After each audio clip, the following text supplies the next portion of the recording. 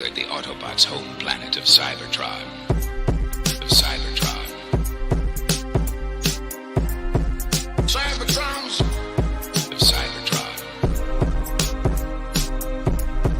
Cybertrons. Of Cybertron. Of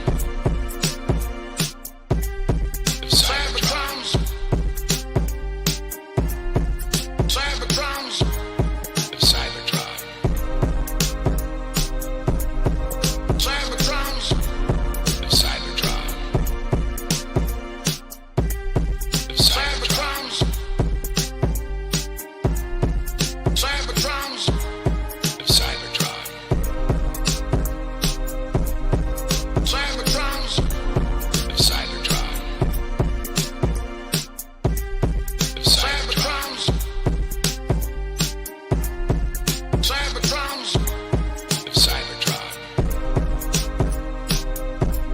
Of Cybertrons.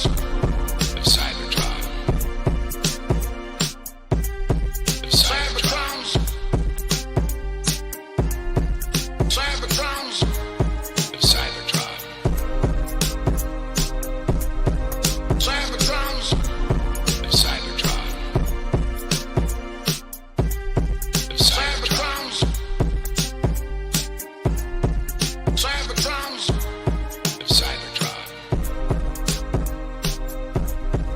Cybertrons. Of Cybertron. Of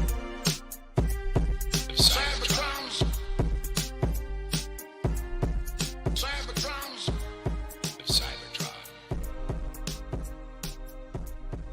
Cybertrons. Of Cybertron.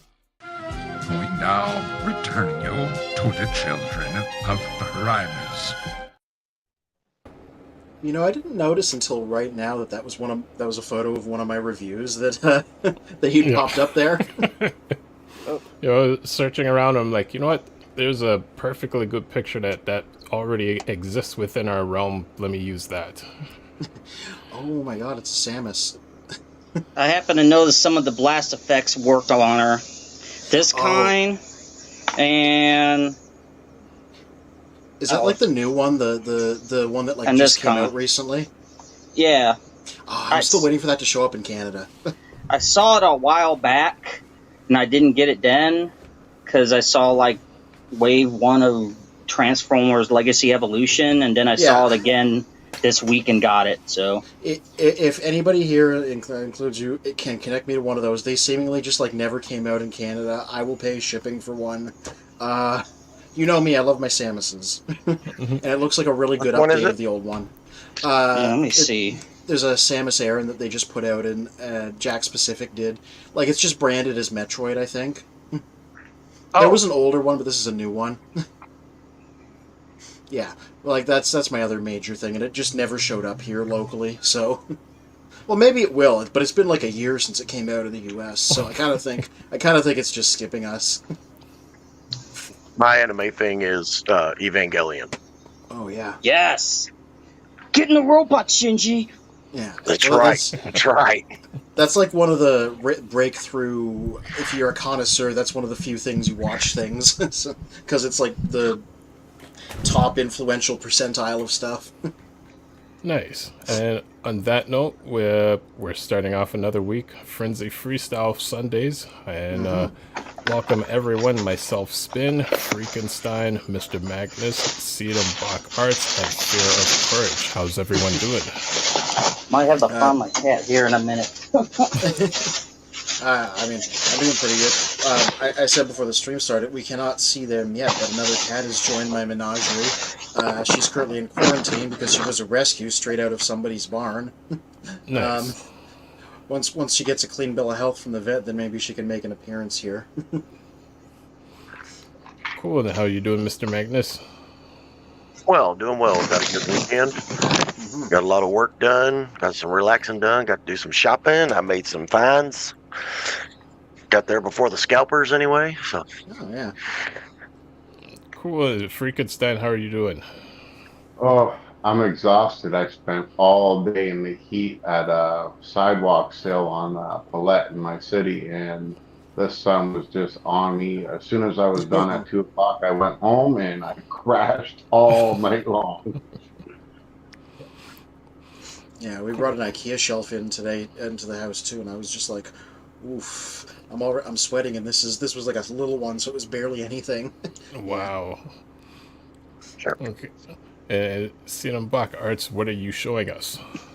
That looked very. This that is looked just like- some random cover. Well, he can. Anthony can probably say which issue of the Marvel Transformers it's referencing. Yeah, issue number 4, Shockwave going, the Transformers are all dead. But that's not a Transformers comic, it's something else that's homaging. Yeah, it's just a homage, but I figure I saw this one trying to find that Void Rivals I was just showing with Jet. So I guess with the second and third printings, they're showing the Transformer characters, so this is a third printing. Yeah. The second printing is just a white background. So the first one, Jetfire. The second one, that pig alien from the third season. Yeah. And Jetfire had an Autobot symbol. The pig doesn't have any symbol behind him.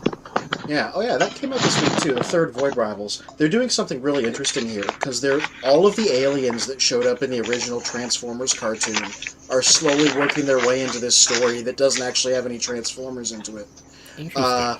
The Skuxoid, the weird pig dude, has been in the last 2 issues. I believe the Quintessons showed up. So they're just telling a science fiction story that involves this new alien race that is the main guys, and then all the other aliens are Transformers aliens. So it's kind of an interesting way of sharing the universe. Okay. Hadouken! So what's the topic today, Spin? Well, the topic today is we're going to kind of do a class 101 of Transformers class sizes. So between like deluxe, legacy, core classes. Yeah. So I was like, oh, I'm the one that knows about the stuff. Yeah. Yeah. I mean, I can go into it, but I don't know how the things are going to naturally flow. You're the DJ. Yeah, well, from the list that we spoke about, I'm going to pull that up in a moment, and then we can kind of have an order in terms of the classes that we're going with. Just before that, is there, I guess, any news that you know of that should be mentioned? Like any upcoming news of new releases, events, or anything? Well, I can't speak on it right now because I don't quite remember, but there's a new round of leaks of stuff that's going to be coming out in the future, like the next series of Legacy. God, I don't recall it too much, but because I'm biased towards Beast Wars, there's going to be a leader Tigerhawk to go against the leader Red Dragon Megatron. So that's the one I'm looking forward to out of that list. Like, I zeroed in on that. There's a bunch more movie guys coming out. Yeah, gosh, somebody needs to look up those leaks. I'm not prepared. I didn't. Okay. I didn't memorize that list, but yeah, new things in the wind. So what is the smallest class for Transformers? Right now or ever? No, right now. Okay. Smallest Transformers. Yeah. Well, I mean, ones that are currently releasing. If you're going mainline, that's the core class, right? I have the RC here from that. Why do they call it legendary class as well? Don't they call it something like that, or legacy or something? They used to. The one thing that I was going to get into is, out of all of... It's the little guys that have undergone the most changes in terms of name and size and everything. Yeah. Because I just got this pre-order.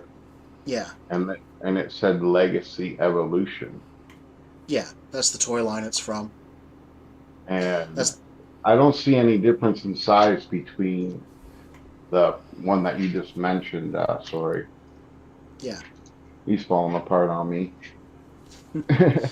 Yeah, I actually have the Optimus from that set because he got a solo release at one point.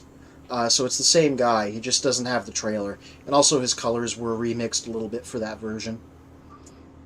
I'm going to be right back. I got to find my cat here. Okay. All right. Yeah. You have But him yeah. and I have Nemesis. Yeah, but yes, it did used to be called Legends Class at one point, many toy lines ago.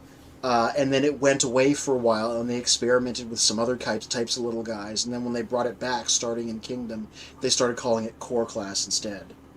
Yeah. So, what would you consider cool? It's a Core Class Soundwave and a Voyager Class Soundwave. Well, Calvin Carpenter says, Core Class, and also says cheap plastic on figures. We all know that's his opinion on these guys. Yeah. So Freakenstein. This is world's smallest. This is world's smallest Transformer. Yeah. So that's an old figure from like the early 2000s, I believe it was, that came out in Japan, and those are like officially the smallest guys. They actually transform. Yeah. The Ravage in his chest is actually the smallest Transformer ever created. It's like the size of a microchip, and it has a really basic transformation. They definitely just wanted the world record when they made it. Yeah. I'd be worried that if you breathe in too hard, you'll inhale that. See pop open Bill's screen there. So, and that can transform. It's very difficult to do, but that is a Ravage, and it transforms, and that's the smallest transforming Transformer. Yeah, his stuff falls off because it's just a tab and a circle. And I'm going to try and do it without pieces falling because I lose them on the carpet. Yeah. But yeah, oh yeah, there you go. Yeah, you can vaguely see. It's a cat now, sort of. Yeah. So that's the record holder right there. I would be scared to death that I'd fall asleep and snore that right in. Yeah. I would be like, if I dropped that, it would just be gone. It would be phased out of reality. Yeah. Like, I'd be like, all right, They had some sort of an grand opening at one of the hobby shops in Owensboro, and they had a bunch of these in one of them gumball machines where you put 2 quarters in and you turn it, you get the little plastic dome. And I got both of mine out of that, and I got the 2 chase ones. I got Soundwave here for 50 cents. Oh wow. And I got Megatron back to back. And here's Megatron, and he's the G1 transforming Megatron. Yeah, because these were all like simplified versions of the G1 toys. Wow. Yeah, I've got a couple. They look really good next to my Titan Tripticon. Now, Freakenstein, which ones do you have? So I don't have many out right now, but I do have the new Bumblebee, Optimus Prime, right? And I do have the Nemesis Prime. So, yep, he just fell. Yeah. He committed robot, but yeah. So I don't like this B though. It does not look anything like a Volkswagen. Yeah, you know what it is? It is actually, nobody knows why they did this, but that is Bumper's alternate mode. Like, a lot of the details are very directly copied from that. Nobody's quite sure what they were getting at with that choice, but that's apparently what it is. But I have a question. So, here I have New Age Optimus Prime right here, right? And when I transform those guys and I put them next to them, they're only a head smaller. Would this be considered that class of Transformer as well? Yeah, like, a lot of people call it Legends class because that's what it went by as a name for a very long time. And when you get into third-party stuff, pretty much anything that's called Tiny is just called Legends class as a quick reference point. So would this still be Legends class? That's weird because that's specifically a little figure of a big guy. And it's in scale with the mini guys. But, and this isn't New Age. This is Pengku Toys. I think I'm saying that wrong, but I don't know. But yeah, he was only $50, man. That's impressive, just for 50. Yeah, and he is very solidly built. Yeah, but yeah, the little guys. that's where they've gone through the most changes, and I have a table full of the retired small sizes because I'm like, So, Anthony, you might know what this is because probably I would. don't. I have no idea what this is, and this came with him. Came with Omega Supreme. Yeah. Oh, that's I don't recall if that's the robot that First Aid was talking to in season 3 when First Aid was tired of fighting and left to protect the bots.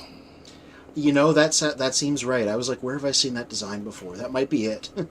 I just can't remember him at all. I'm gonna have to go watch it all again. Yeah. But yeah, that guy's pretty cool. A little posable robot. He does have a lot of movement, like for this little guy. But he does not transform, and I can't fit him in there anywhere. I tried. It doesn't It's work. just a nifty little bonus. Yeah. But what was really cool when I got this set, it came with this bag with all these extra pieces, like this piece right here to make the rocket a little bit bigger. Yeah, I like it when they throw in bonuses like that. Yeah. Oh, and the claws. The claws are a bonus too. They articulate. The other ones did not. And I already switched that up. I did a quick video of that. So Cool. So now going with the topic of the classes, I know Anthony sent me the list earlier where basically from smallest to largest from the Beast Wars classes was Basic, Deluxe, Mega, Ultra, and Super. Yeah, those were the originals. Okay, and then for the current classes, we have Core, Deluxe, Voyager, Leader, Commander, and Titan. So let's say going back to the original sizes from Beast Wars, and starting from the smallest, when we have the basic class, what is a simple explanation for someone who's not aware of what the classes are, or how would you explain the basic class for Beast Wars to someone? Yeah. And it stuck around for a while, so I have some later examples too. It's smaller than a deluxe. These were like the beginner figures for, the cheapest ones, the easiest ones to get. This is the original Rat Trap. Well, it's a reissue of them. And the first ones had spring-loaded transformations, but they all had ball joints and accessories and things. So these were like sub-deluxe. They're like a little bit taller than your average Star Wars figure. Okay. I guess here's what would the height be of an average Star Wars figure? Like maybe 3 3 3/4 inches. Okay. In fact, let me grab one here for scale. Everybody's seen a Star Wars figure. Here's a 90s Luke Skywalker. It's almost dead on to Rat Trap size. Now, with every character that was released in that basic class, are they all relatively the same size? Yeah. This was before the modern trend of making things different heights. They would try and keep things similar scale to each other. Here's another guy, Armadillo, same basic size. Yeah, and here's a guy from many years later during one of the movie lines, Hunt for the Decepticons hubcap, and you can see he's still basically the same size. Okay. At this point, they were calling them Scouts instead of Basics, but it was the same thing. They just tacked a different name onto it. Cool. Okay. Now, if someone wanted to, I guess, do a complete line of Beast Wars, of both Predacons and Maximals, were all the characters available in that basic scale?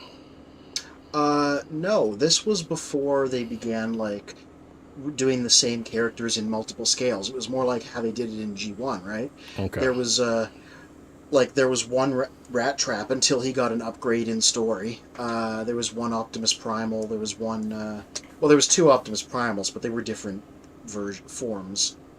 What are you disagreeing with, Calvin? Well, Calvin Carpenter is saying no. Well, I'm guessing he's answering the question of that there wasn't all the characters for that basic class. Yeah, like Rat Trap was a basic, Cheetor was a deluxe, Optimus Primal was an ultra, Scorponok was a mega. You were basically getting like a little bit of every size class if you wanted the cast of characters that was on the show. Okay. Now I guess what would the difference be with a deluxe class, or I guess a quicker question between the classes? You're saying basic is about 3.5. What would the size be for deluxe, and then mega, then ultra, and then super? See, I'm bad at measurement, but deluxe class is the same as it is today. That, like I said, that started in Beast Wars and it's never stopped. Okay. That's the only one that stayed consistent. So here's the only Beast Wars guy I could find, vintage guy. This is a Transmetal 2 Prowl, and here's a Generation 2 Mirage here from the Toxitron line. So this is brand new, and you can see they're literally basically the same height. So they're actually, I would say, do you still have the Luke Skywalker figure beside you? Oh yeah, good idea. Yeah, there you go. So these guys are a little bit bigger. I want to say they're not like 6-inch like Marvel Legends, but like, you know, they're like maybe 4.5. Okay. But like this is a very consistent size class. It's pretty much always been like this, and I feel like at this point most Transformers figures in general are deluxes by volume. This is like the default Transformer when it comes to the mainline stuff. Cool. Not to interrupt, but I Welcome, have the Decepticon. new. I do have the new list pulled up. If y'all want me to go over it whenever you're ready for it. Oh, the Oh, leaks. beautiful. Yes.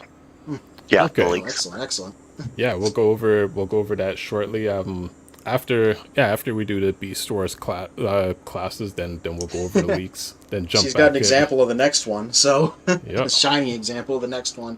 That is a Mega. That is a Transmetal Optimus Primal, sorry, who has been signed by Gary Chalk. Jesus. Oh wow, wow. That was a good year. Good year at Yeah, no TFCon. kidding. Guitar in the lounge. That was a good time. Oh yeah, I heard about that. He just like played guitar. What's up, Deceptikitty? Hey, Freakenstein. I have these. Yeah, it's a basic. That's a quick strike. Yep. Mhm. Yeah, basics used to come carded. Basic Transmetal 2. Mm-hmm. Cool. And Calvin Carpenter on your Facebook says different sizes in Beast Wars series, and Yeah. also says a Dinobot in Beast Wars Neo deluxe class. Yeah, he was. Dinobot was a deluxe, and so were his various re-releases. I guess he thinks he agrees with the signed Optimus is an awesomeness. Mhm. So after we have so in Beast Wars, so we start off with our basic, then deluxe, then mega, and then our two classes left over are ultra and super. Now, do you have Yeah. characters for those classes? I don't have anything vintage I can show off. Oh wait, Yes, you I do. do. Yeah, yeah. What am I talking about? Yeah, right here. Remember. Yeah. Mhm. Transmetal 2 Megatron. The one that Bill sent me. This was an Ultra. These were the Christmas items. These were the big guys, you know? They're very large. let's find our Luke Skywalker here. This is the point where you saw like a lot of size variants, but yeah, these are like big guys. Okay. I'd say the closest equivalent today would be a commander class, maybe.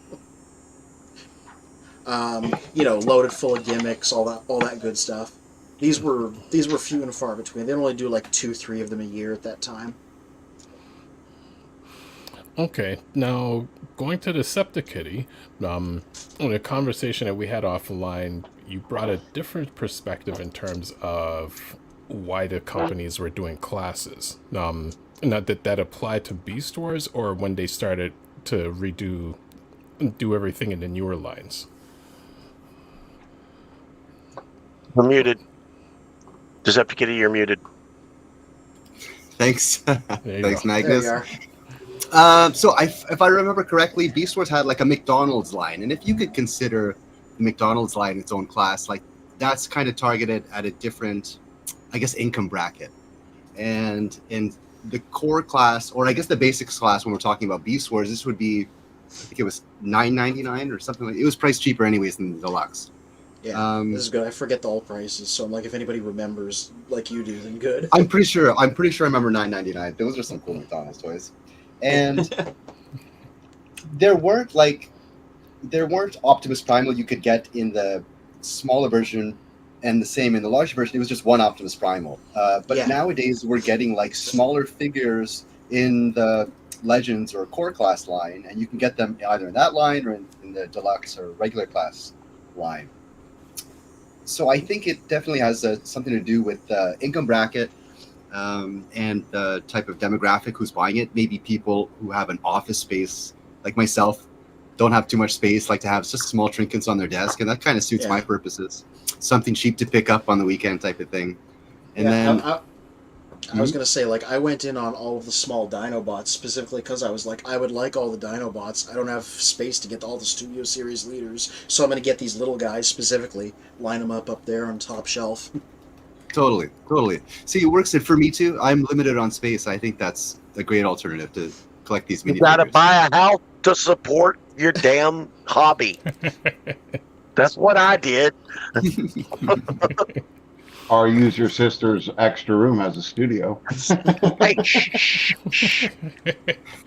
So Calvin Carpenter on Facebook says, yep, they're about $10 back in the 90s. So I was going to, I guess, ask Anthony and Deceptikitty, or Fear of Courage, in terms of the classes, between the 6 classes, what would the average price range be of the core class? Sorry, of the basic class. Yeah, we did say like $9.99 probably. Okay. I'm gonna go with Deceptikitty. I don't have a memory for numbers, so I'm gonna agree with that. And then that's as far as I remember. For deluxe class, that was $14.99. I'm pretty sure $14.99 all around. Yeah, that's the surest sign of inflation. Is it does not cost that these days. And then what about for the mega class? Mega class, I think I remember Transkedor was mega class. Yeah. And that might, if I remember right, $27.99 or $29.99. Oh boy. Maybe that's more than what it was, but that's what I remember. Transcredo also had a lot of GPS, sadly. Yeah, it's hard to find an intact one. I don't think his Japanese counterpart in Beast Wars Seconds did, though, but I could be wrong about that. I know there was a few Beast Wars molds that both in Japan and the US, both sides of the ocean, they suffered GPS, like the Eagle from the Magma Boss set had GPS in both versions. Now, Calvin Carpenter is saying, you damn Skippy, house is awesome, working on that right now, but then also mentions $29.99, which I'm guessing he's referring to Mega Class. So then I throw the question back to you guys. The Ultra Class, what do you recall the price range of that? Whatever was really expensive for a kid in the 90s. I remember seeing that in the, I think it was Sears catalog. It was $49.99. Oh yeah, that sounds about right. That's a lot of money when I was that age, so... Yeah. So now that leaves the Super Class. What price range would that have been? It was only one at the time, and it was Optimal Optimus. I do not remember what he retailed for, but it was more than that. Because he had electronics in him, lights and things, so that put him at nobody else did at the time, so that made him like the special high-end guy. Mm-hmm. Now, that's because myself being more of the G1 guy, and also Toy War Vintage Reviews, who's not going to be with us tonight. He's doing a filming for his Cruisers Motorsports channel. It's a good use of his time. It's hearing all of the different classes at times confuses like myself and him, because it's like we're used to just one class of one set of toys, but then looking at these price ranges, from what I can recall, like mini bots would have fallen in the basics because those were like $9.99. Like combiner characters, like the leaders would have fallen into the $14.99. Like certain characters like Inferno, Inferno, like any of the mid-range Autobot vehicles, those were like the $14.99. $27.99 would have been an Optimus or Megatron for the Mega, and an Ultra, possibly an Omega Supreme. Although I don't recall what a Metroplex and Tripticon and Fort Max would have been those days, because those were the characters for us where it's like they're just out of our price range as a kid. Yeah. It's funny. Minibots are actually a little bit smaller than a core class. I just picked up my vintage hubcap here. A little bit smaller, a little bit simpler. So they're kind of occupying their own space.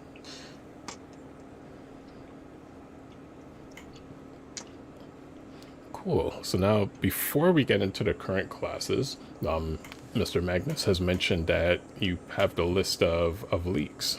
Yeah, and take them with a grain of salt, but like historically speaking, these have turned out to usually be true. So probably legit. Right. So in the Studio series, we're supposed to get a Core 86 steel jaw.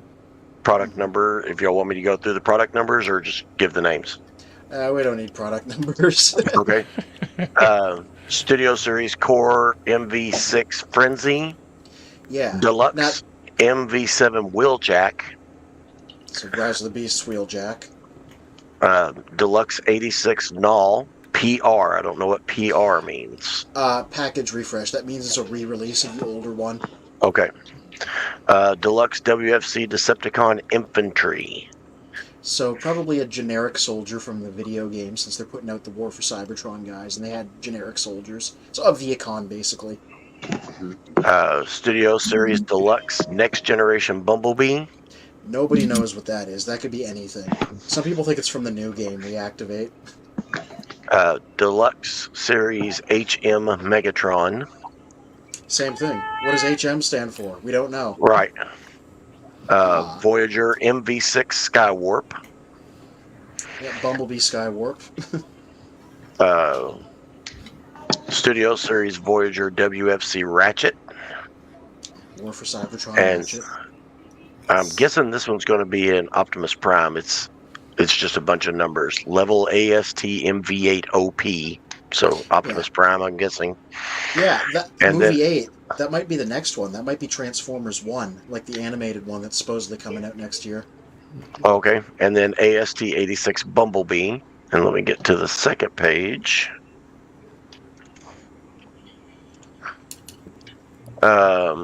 Legacy UNI Core Energon Galvatron. Yeah, so we're into Legacy, the main line. So that's like Energon Galvatron is in the Galvatron from Transformers Energon. Legacy Core Rock 2. Yeah, people think they're bringing back the Rock Lords. Yeah, the Rock Lords. I've heard rumor of that too.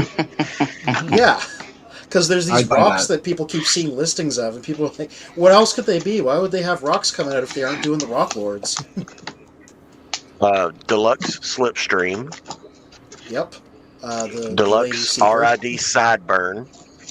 Obvious repaint of Shadow Striker because she looks like Sideburn already. Deluxe G1 Quake. Double target booster. Yeah, that's good. And then Voyager Animated Motormaster. That is going to be an Optimus retool because the original Animated Motormaster was, and he was a BotCon guy. Voyager Metal Hawk PR. So, re-release of him. Walmart exclusive capsule Star Seeker. Yeah, so that's going to be... Cal Carpenter says hit someone with a rock. Yeah, that's going to be the next Walmart thing, like the Toxitron guys or the Velocitron guys. Okay. Star Seekers were a group of pirates from some of the novels around Transformers Prime. Okay, well, all the rest of these say Star Seeker on them, so this would be Star Seeker DLX AST.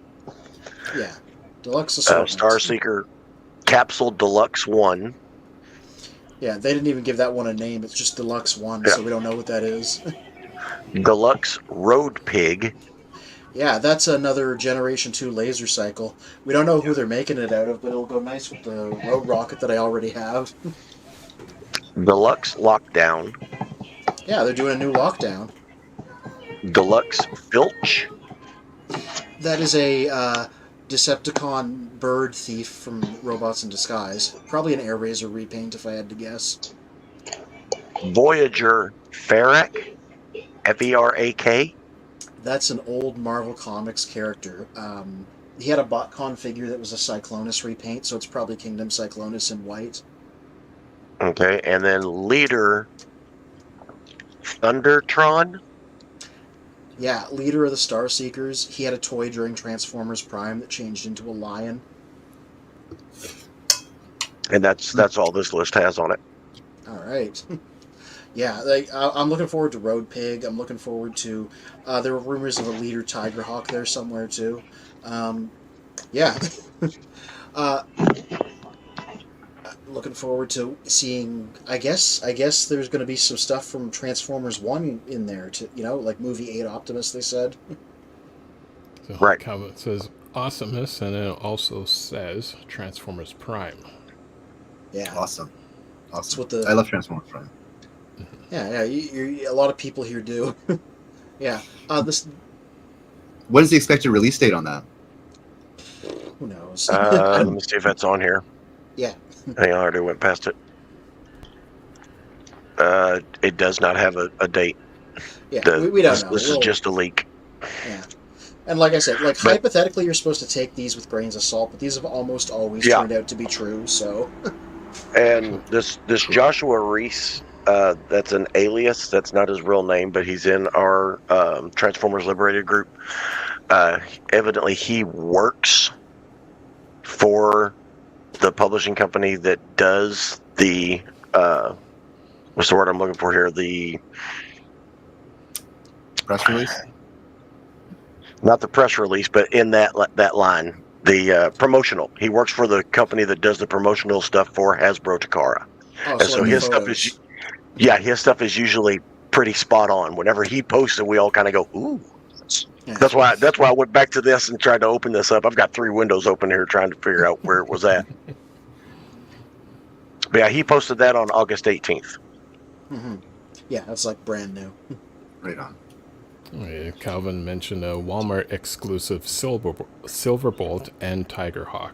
I don't know about Walmart exclusive, but I've seen those among the leaks. Silverbolt supposedly a deluxe, Tigerhawk supposedly a leader. Keep the Beast Wars guys coming. I got a shelf right here that they can go right on. Only one I care about is Swoop. I gotta have me some Swoop. Then I'll have them all. There is no way they're not making a Swoop. Barring an act of God, they're going to make one since they made all the others. I know one of the Hasbro designers was saying that he'd like to do Quick Strike from Beast Wars in Core Class. That makes sense. That'd be a good size for him. Before we get into another, I'll show you all what I ran into today. Yes. Mm-hmm. So, I got Studio Series Brawn. Oh, yeah. Speaking of weird size class things, that guy's tiny, but complicatedly engineered, apparently. And Anthony was already showing this guy off. Oh, yeah. I love this. This is the one from that line I wanted the most. I'm glad I've got him. And... oh, that's the other thing I'm after. I haven't seen him yet. That guy. Nice. Striped orange Greymon from Digimon looking Grimlock. Yeah, that's this line was like made for me. This is 100% like I started in Generation 2, so all these crazy 90s color schemes, this is like candy to me.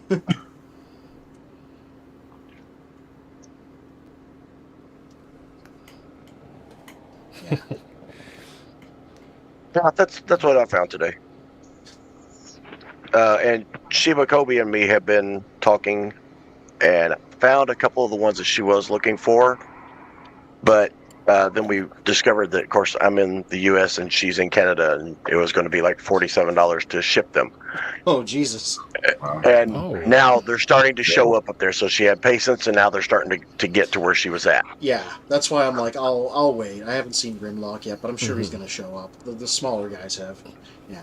Speaking of new things, I have the package here from Deceptikitty I wanted to pop open. Yes. Yeah. Sweet. Nice. Glad you got it.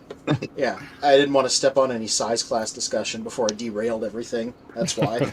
But I guess I could pop it open right now while we're waiting. So now while you're opening it, Calvin says, nope, deluxe class quick strike. And SETTOM, you mentioned like segue about upscaling sizes. So give me some details on what you meant. So, oh yeah, go ahead. So Braun was originally a mini bot in the 80s, and he'd been doing that with a lot of the what were formerly mini bots, so Warpath, Bumblebee, Cliff Jumper, Huffer, Pipes, scaling up by a size from like core / mini bot size to deluxe.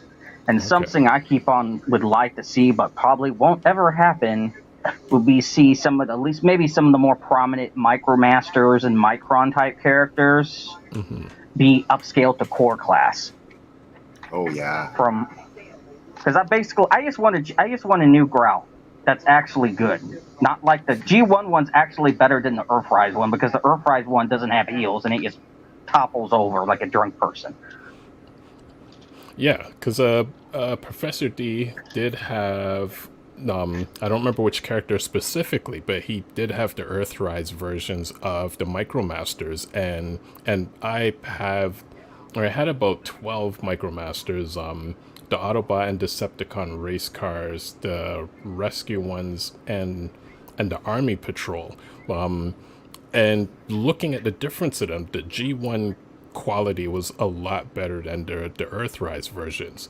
And they still came out in the later end, or actually the mid-later end in a sense of that late 86, 87 when they still made good quality G1. So those Micromasters were still good compared to when Hasbro just kind of fell off with everything else afterwards. Yeah, the Bomb Shock wasn't too bad, but that Growl, it just, like I said already, it doesn't have any heals, so it just falls back. And then a lot of its areas that were black on the G1 were gray, so mines I customized and I painted all the gray bits black on mines, so it looked more like it's a G1 figure. Let me show off what's in the box here, if I can have a minute. Yes. Okay, so originally I was just going to get the blue companion for Scoop, because Mr. Magnus had sent me one previously. I tracked down the yellow guy at TFCon, and I needed the blue guy to complete him. So there he is. But Deceptikitty also sent me another one of the yellow guy, because he also sent me an entire second Scoop. Yeah. Because he wanted, what was the deal with the joints? There was something we wanted to see how these held up or something. Yeah. So when I picked Scoop up, when I was having a look at him, I realized how stiff he was. He was just really not comfortable to play with. He was really a chore to transform. And I wanted to experiment with this dielectric grease, right? And I wanted to know if I'm onto something. So you have an old Scoop that hasn't been greased up, and now you have one that's been greased up. So I want to know if you feel any difference, if I may be onto something over here with the grease. Yeah, well, let's have a quick look here. Yeah. Now, this one, the one that Bill sent me, was extremely fresh. So that's my baseline. And yeah, this guy doesn't seem too tight either. He seems roughly the same, which is good because this guy was really fresh. So if his thing was that he was too tight, then yeah, I think you've managed to loosen this guy to the point where he's basically equivalent to this like mint one that I have here.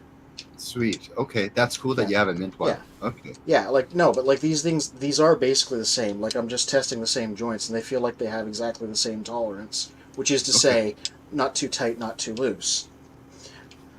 There's a little more here because you sent me some 3D printed things. So what we have is a solid Energon cube in clear colors. Nice. Like the squishy rainbow ones. And we have a smaller one in green, which I believe is so they can sip out of them and reminisce about the land of the metal moon. Yeah.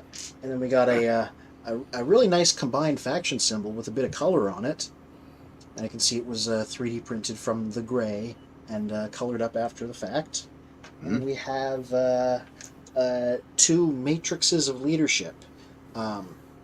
And they look to be about the same size as like the ones you get with like Earthrise Optimus, but they're a good deal more detailed. They have little finger holes in them too. Mm-hmm. Yeah, so these look really nice.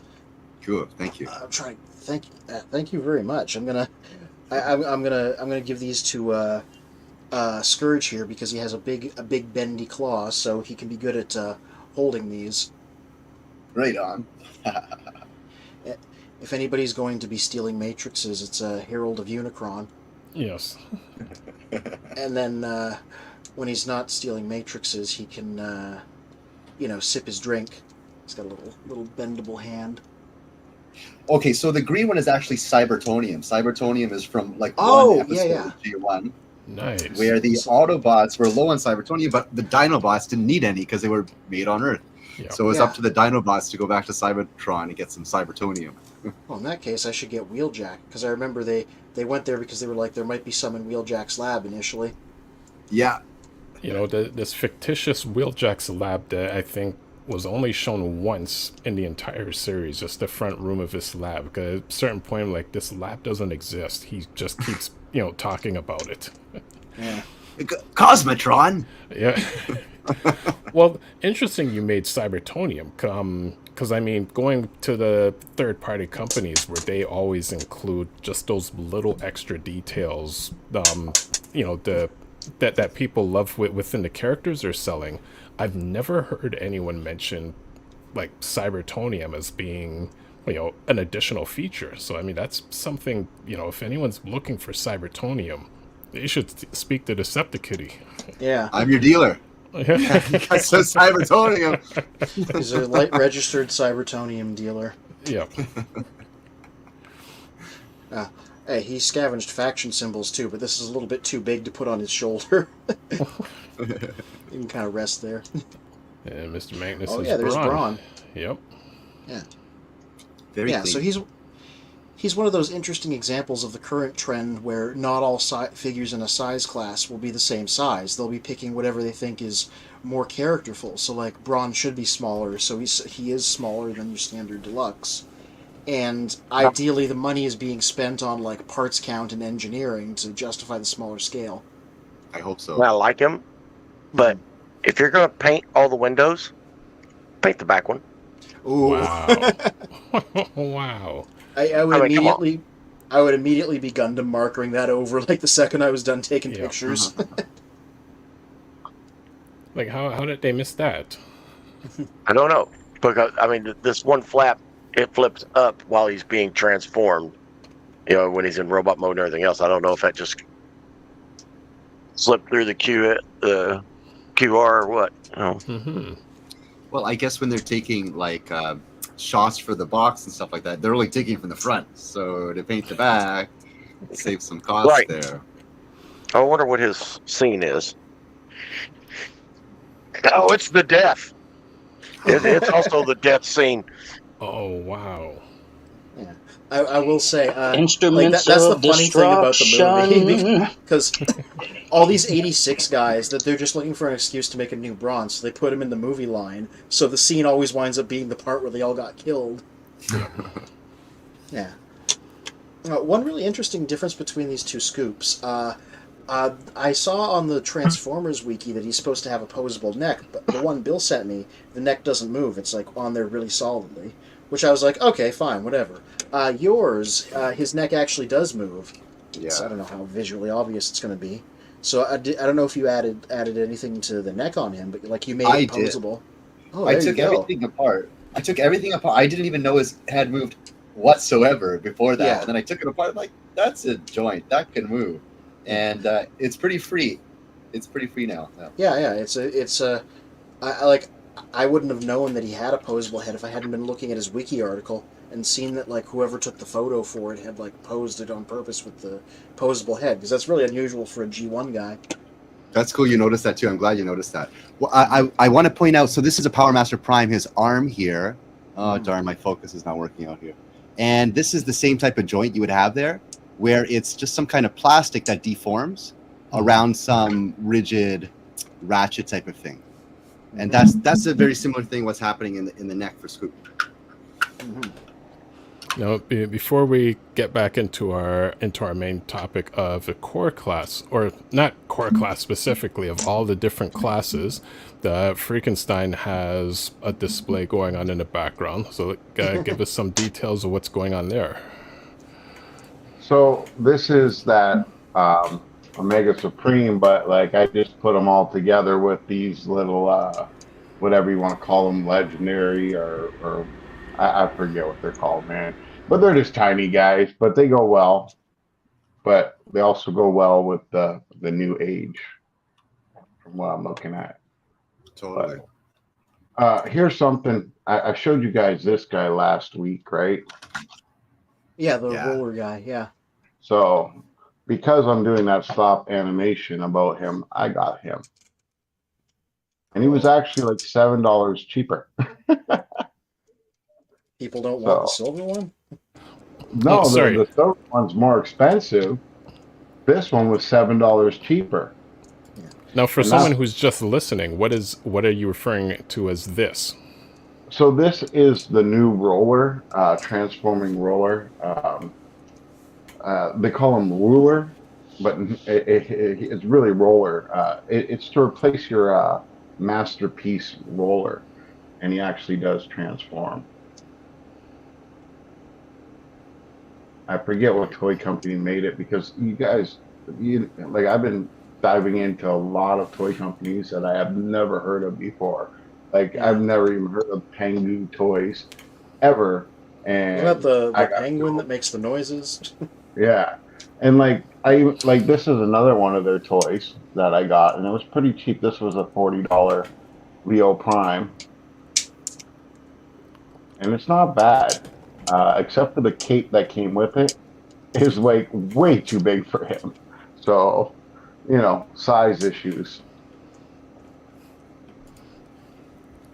But as for this goes, I'm really impressed with this. I can't wait to compare it with Michael, New Age's Michael.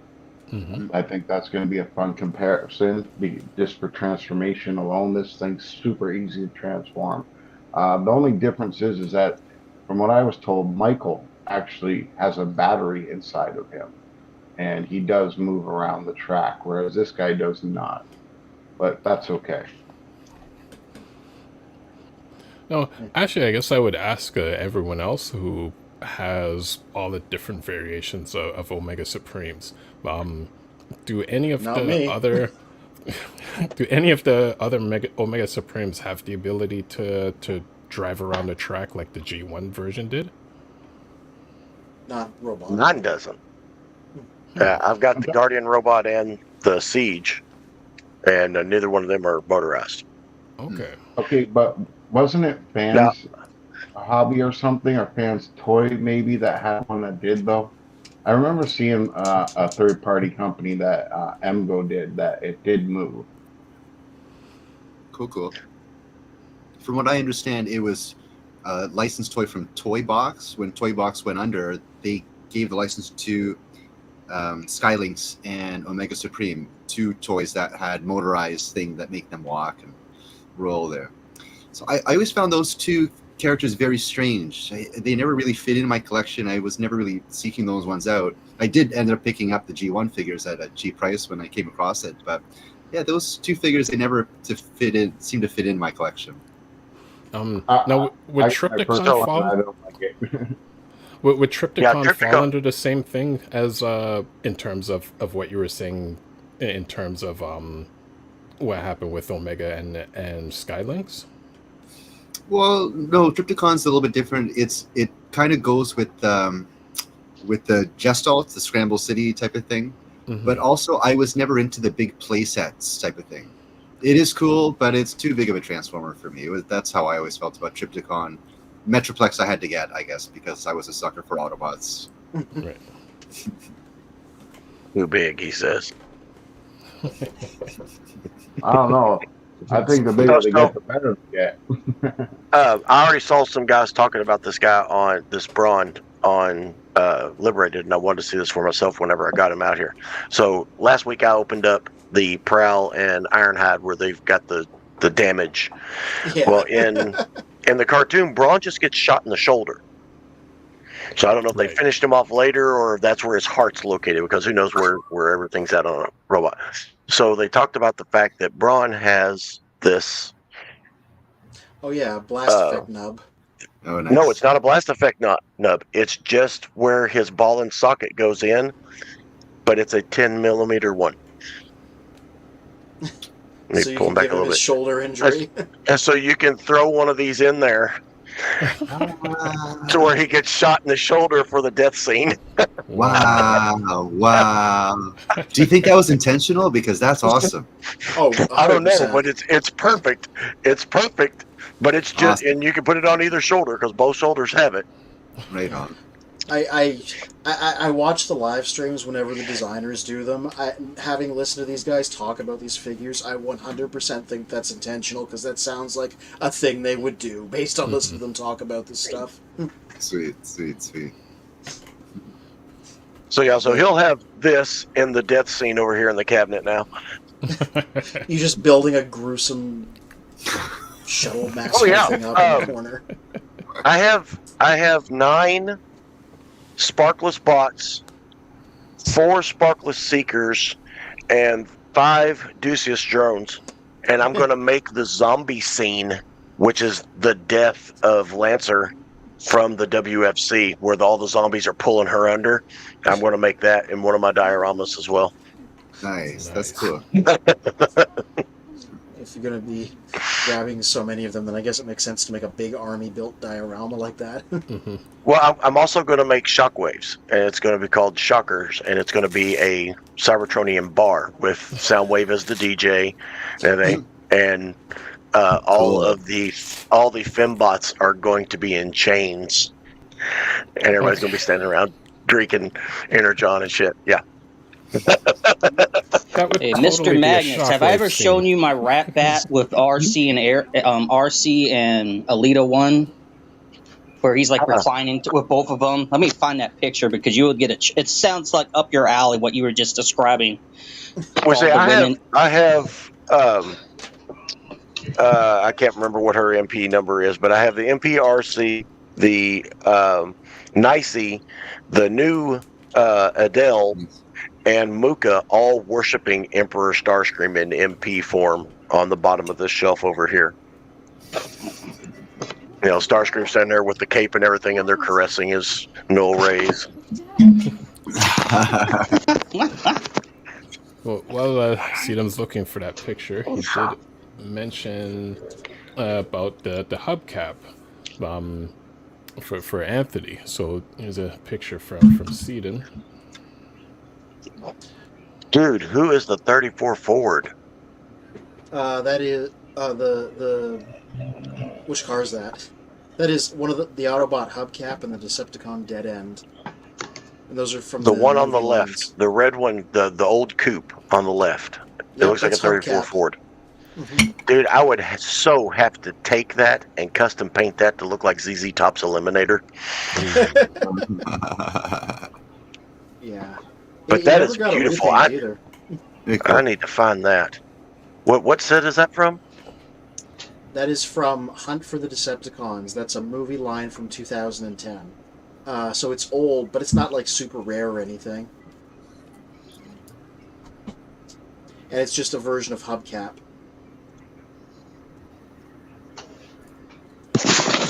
By the way, I'm feeding my cat yogurt, so... Yum, yum.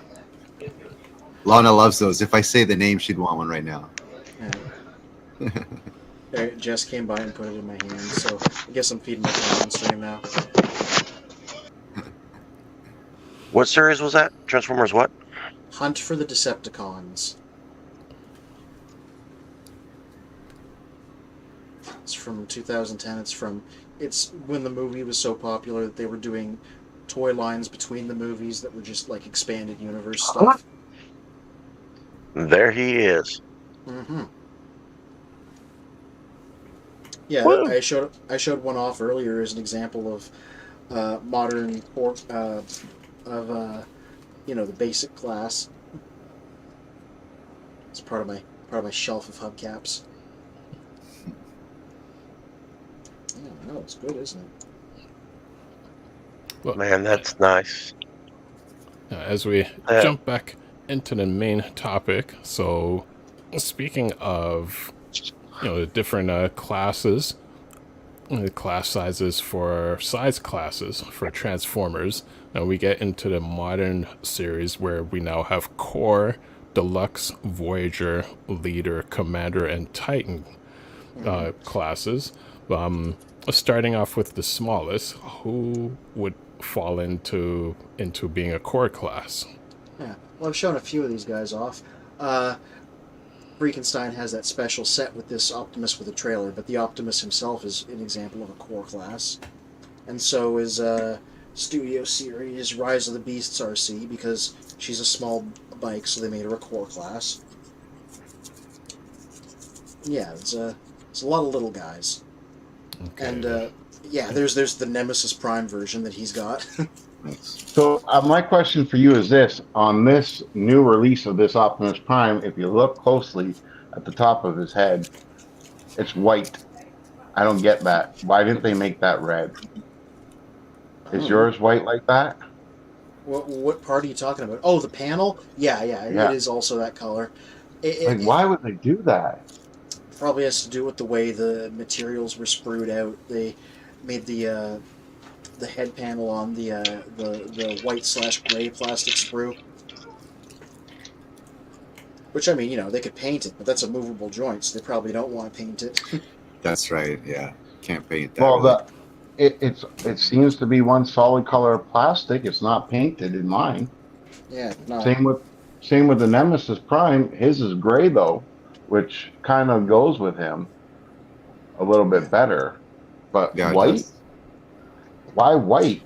Well, with that version there, because mine's a little bit more gray, they're going for like a cartoon, like sort of a Sunbow cartoon look for him. So, like, you'll see ones that are going for animation accuracy make like his legs white instead of gray, because they're sort of trying to imitate the cartoon's colors. And because that piece happened to be on the same plastic sprue as these legs, it winds up also being white, because it's the same set of molds they used to make his upper legs there.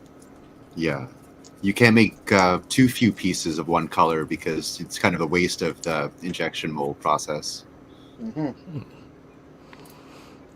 Okay, and now speaking of, for the modern version of Core Class, what is the average price range that you find figures in this class? I want to say maybe 14, 15 Canadian if you're lucky. Some places it's starting to get close to the 20 mark. Like 16, 17. So this is why it's an occasional indulgence for me these days. The sticker shock is real. I only get the really good ones.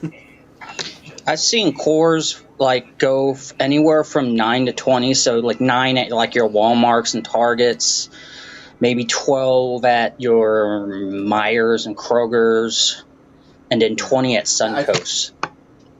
I feel the need to assert I'm speaking in Canadian dollars as well, because me and Spin and FREAKENSTEIN are from Canada. So any numbers? So DECEPTIKITTY, yeah. So all of our figures are in Canadian dollars. So I'm like $9. That's an American price.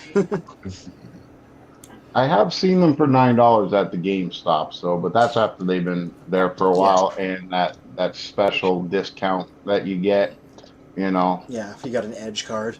Yeah. Sorry, I was ordering hubcap. What were we talking about price wise? That quick, eh? Yeah, like what I just said, he's on his way. What Transformers hubcap? My dad drove a 34 Ford, and so I will paint that up like the Eliminator, and I will give that to him. There's the figure, because it's part of my hubcap shelf. So. Yep. But we were talking about price of cores. Yeah. Around here they're $9.99, but most of them end up hitting ollies here, and that's why I said just a minute ago. They're $7. Mm-hmm. Okay. Yeah. So it's a Must be USD. Yep. Must be nice. I saw a video recently on YouTube about Hasbro toys ending up at Ollie's on like crazy clearance. Like, is that true? Yeah. Ollie's picking all kinds of these. Wow. I wish I was in the States. Wow. Yeah. I bought them just for the pile of Energon cubes, but the what was it? The Netflix Ultra Magnus. Yep. That had the little clay putty with the Energon cubes in it. Oh yeah. Those were $9. Wow. Wow. I think I need to invest some money in you and get me some toys from the United States. Yeah, we need to take a trip down there every once in a while. I can't cross the border. That's not fair. Yeah, the price differences are insane. 'Cause even like speaking with the new Grimlock, with it being I believe like 1400, and they're saying that's just the current price. It's supposed to be about 1700 American, I believe, after September, which still, converting that is like almost $3,000 for us. Yeah. This guy was $53 Yeah. on the shelf. Wow. That's American. In Canada, it's like, I don't know, 70 something after conversion, I think. Yeah. Not including the shipping. Yeah. Yeah. So, next size up, I guess? Or... Actually, just before that, Charles has just sent me a message. Let me share that on here.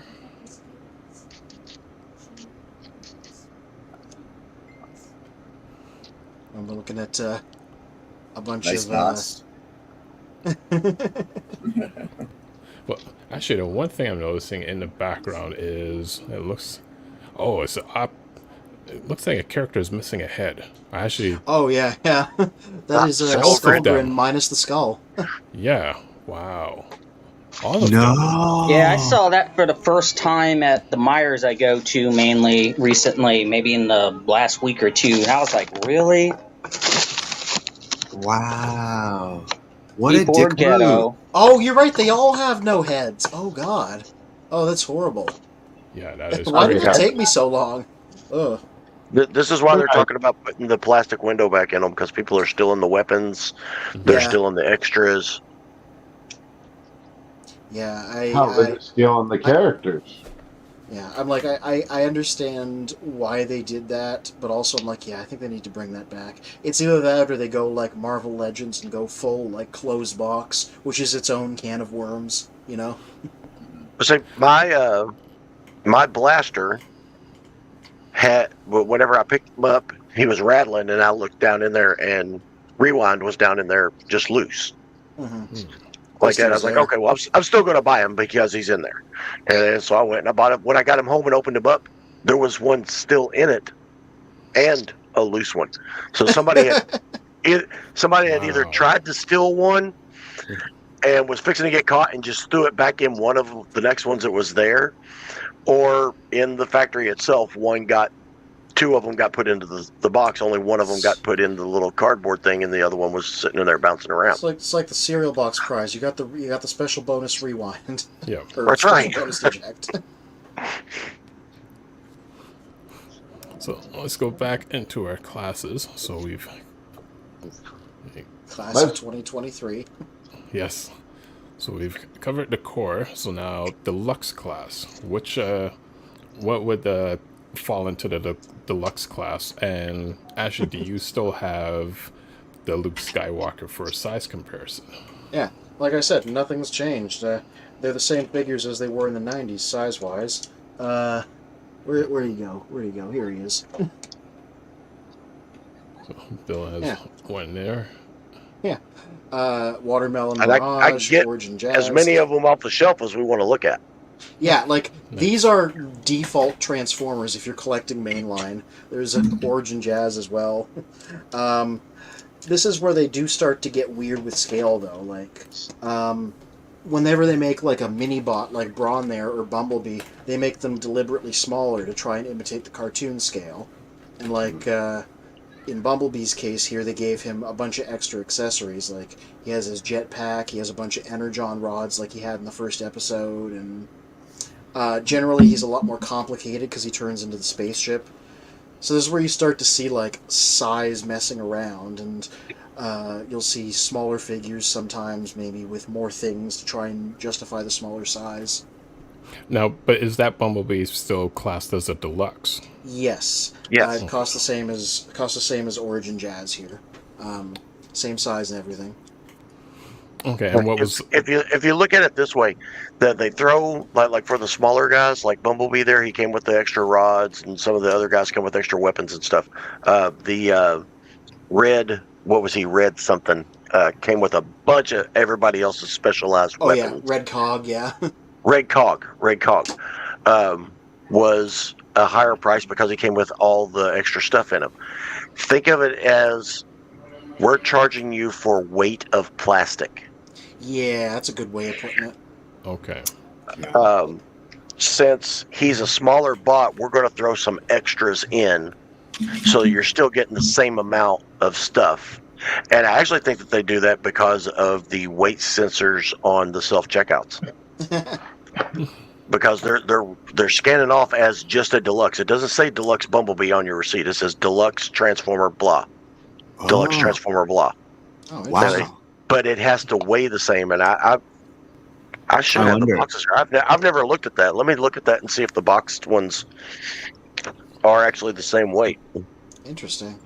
That is interesting. Because the price of the figure really does depend on the weight of the plastic itself, but not that much. But I suppose that's a good point. If it's going to be scanned the same UPC code or whatever, they should all weigh the same. Yeah. So I got a story of what I seen a kid do at Walmart just a few weeks ago. So you know the Rise of the Beast characters, they came with those weaponizer guys, right? Yeah. Okay, so what he did is he grabbed one of these other Transformers with the open front box where you can like just touch the toy if you really wanted to. And all he did was he stuffed that in there and he scanned it. And then he got both figures with one scan, and he put that thing down on the weight, and it still showed up as the Transformer, the $9 Transformer, and he had like this $70 Transformer on top of it. So like I don't think those things are very smart. Okay, maybe it's not Walmart that has the weighted ones. The dollar store has weighted ones, but maybe Walmart doesn't have the weight scale at every location. Yeah, it's kind of crazy that could get away with, here's this kid just like punking Walmart up. And I get it. It's too expensive. He really wanted it, But, just to like, that just means you could probably take any barcode, cut it out while you're in Walmart, stick it on anything you want to, and scan it. Which we don't endorse at Children of Primus. No. I was going to say, we're Children of Primus. We do not endorse. I have a friend of mine that does it with magic cards. I have a friend of mine that does it with magic cards. I told him, I said, you're going to get caught one of these days and you're going to go to jail over a $5 package of cards. It's true. That's one bad thing, but in also, like, people will catch on, the manufacturer's going to catch on, the store's going to catch on. They're just going to increase the prices, and it's going to be worse for everyone down the line. Yeah, for example, I think video game consoles, people kept buying them and returning like another broken one or whatever. Now, like, they're writing down the serial numbers, and it's costs a lot of problems for electronics, especially. Yes. Yeah. So please don't do that. Not fair. No. So I just weighed Jazz and that Bumblebee. I mean Jazz, Cup and Bumblebee, which are the same Voyager class, the same CP code on the back of them. And Cup is actually like 0.9 ounces heavier. So I don't know if that... 0.8 ounces heavier. Now we did the experiment in a controlled environment, so... So it didn't come out. So maybe it's just to keep people from bitching about the fact that you're getting a smaller figure. I mean, the ideal is they make the figure smaller and they put the same amount of money into the engineering parts and whatnot, so... I always wondered like how much each figure weighs compared to the other ones in the same assortment. Yeah, I really wish I had a little scale at some point because so much ink, digitally speaking, is There you go, right there. Figures feel like they're heavy or light or whatnot. Yeah. So, do you use that scale for your 3D printing? Is that why you have it?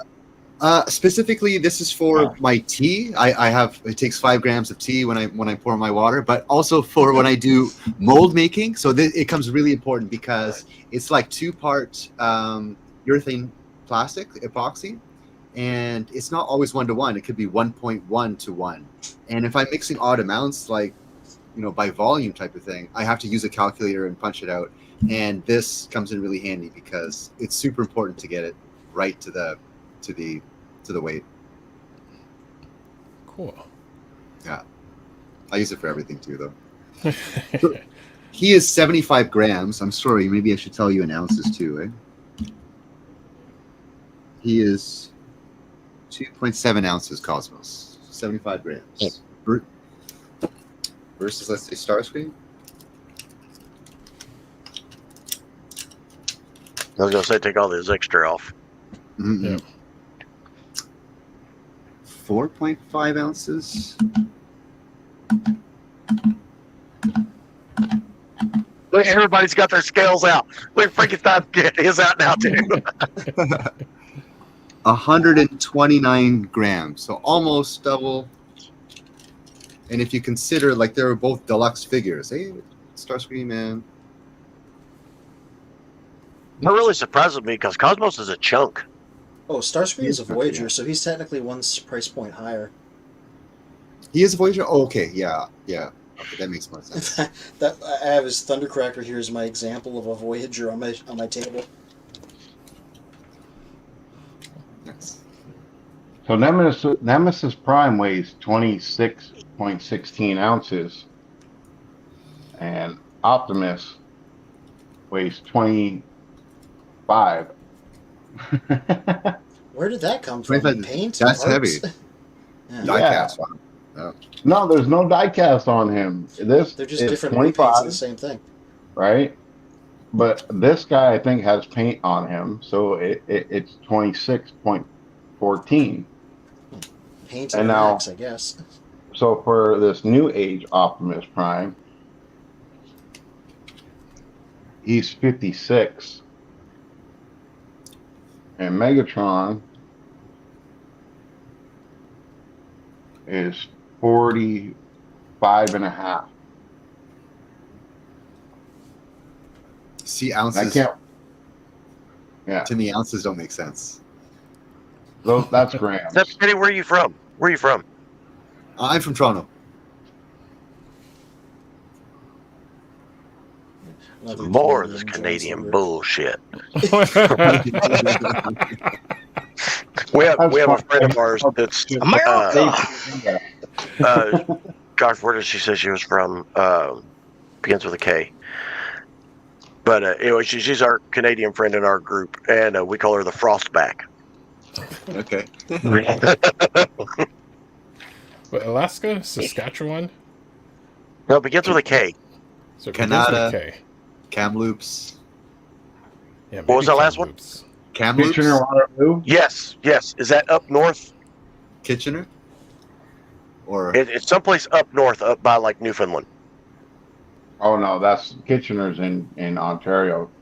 I don't know any of the other places like in Newfoundland. I'm an Ontario kid. If you meant Kamloops, Kamloops is in BC on the west coast area, and there's all the Rockies there, and it's nice and cold up there. The place that she's from is up way north, up there by, like I said, up by Newfoundland. Up by Newfoundland over there. Okay. I'm thinking Kelowna, although I don't remember where that is. That's in BC, Kelowna, BC. Right. Yeah, and this may be a small area too. I'm not 100% sure. Yeah, I don't know every small town in the country. No, I was my first wife, the mother of my children, is from Newfoundland. Oh, cool. So your kids are Canadian? No, she is. My kids were born here, but we did go up there for our honeymoon. because her grandparents still lived up there in a little place called Placentia Bay, freshwater. And her grandparents weren't going to make it very much longer, and so we went up there so she could see them one last time before they passed away. And so that's what we did for our honeymoon. We went up there, and is the difference, the biggest difference that I can say about from, because that was really my first real experience to Canada. Me and my friends took a road trip one time to Niagara Falls, and then, weekend trip, went up there, saw it for 4 hours, and came back. But we went up there and stayed a week, and the biggest thing that I can say about Canada is that it is so clean. Cool. You drive down the roads in America, and you will see trash on the side of the road everywhere. I mean, it's not like you're driving through through a junkyard, but you can't go a mile without seeing a cup or a can or a pack of cigarettes or something thrown on the side of the road. I never saw any of that shit up there, and they told me it's because you just go straight to freaking jail. There's no here we're going to write you a $300 ticket. You just go to jail. And I was like, you got to be kidding me. And they was like, no. Wow. And you feel at home in Toronto. we were up there where they were at. That's where in freshwater they've got these two great big lakes, and you're not allowed to go anywhere near them because it's where the fresh water comes from. And so we were up there and we were walking around, and across the lake there's this moose, and I was like, look Carla, there's a moose over there. And she's like, back away slowly. And I was like, what are you talking about, back away slowly? It's on the other side of that lake there. And she goes, and he could be here in about 6 seconds. Back away slowly. Yeah. And I was like, oh, you're kidding. I'm a deer hunter, but this thing's a monster. This 9-foot animal across the lake there. And she's like, just back away and don't make any noise. I've seen some moose while up in Northern Park of Michigan on the Great Lakes and some of the old mining islands. And then there's areas where if the moose are on the coast, sometimes if they go swimming in brackish or salt water, they actually get attacked by orcas, aka killer whales. So that's a weird little stat people forget about.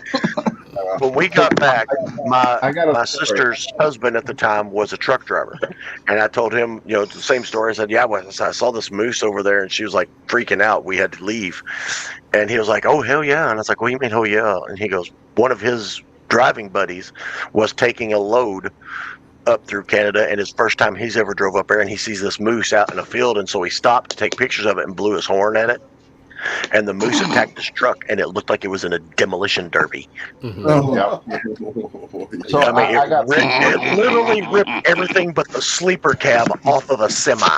Yeah, I believe that. My grandparents once hit a moose in their truck, and they said if it had been anything but a glancing blow, like my family line would have ended there, they'd both been dead. Wow. So I got a funny story. About America, okay? And I can't even believe this because, here in Canada, we get taught American history and Canadian history, French history, British history, all that kind of stuff, right? So our downtown used to be really famous for Americans coming over when they're 19 because over there you guys can't drink until you're 21. So they would come to our bars in the summertime.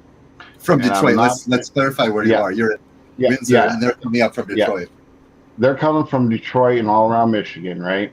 And it's dead summer. It's like 110 degrees, 100% humidity, and they're in the bars and they're drinking our beers, which they get really messed up on because our beer it's a little bit more powerful. And I couldn't believe it. And I'll tell you, this is not the only time I heard this story. Okay. This guy looked at me and said, "Oh, you're from Canada?" And I'm like, "Yeah, I was born right here in this city." He's like, "Where's the igloos and snow?" Like, for real? Where's the igloos and snow? And that wasn't the first time I heard that. And I said, "Where do you live?" And he said, "Detroit, Michigan." I said, "So you took 10 minutes to drive over the bridge and you think the climate has changed since then?" He's like, "Well, that's what we're taught. You all live in igloos and there's snow all year round." That's funny. Well, that's what you mentioned. We learn about American history in school, whereas Americans don't really, I don't think, learn much Canadian history. So we should. Yeah. I didn't think so. I didn't think so. Hell, they don't learn much American history, to be honest with you. I sadly agree with that statement. Yeah. So I just realized in our comments section, over in kind of my dashboard section, it's not showing the comments from everywhere else. 'Cause apparently there's been a bunch of comments on YouTube and everything with TF Brenner, Professor D. So I'm looking at it over at YouTube to catch up. So let's see. So initially, just been ignoring them like jerks. Yeah, that's exactly. He messaged me. It is like, you guys are ignoring me, and I'm like, no, we actually did not see the comments. So looking through, earlier when we were talking about the price difference, Professor D's talking about Canadian pricing. Let's see. TF Brenner, how's it going? He said today on his journey he found and got Studio Series Rise of the Beast Rhinox. And also mentioned to me that I should start a YouTube channel. Something I'm thinking about, so I'll come back with that.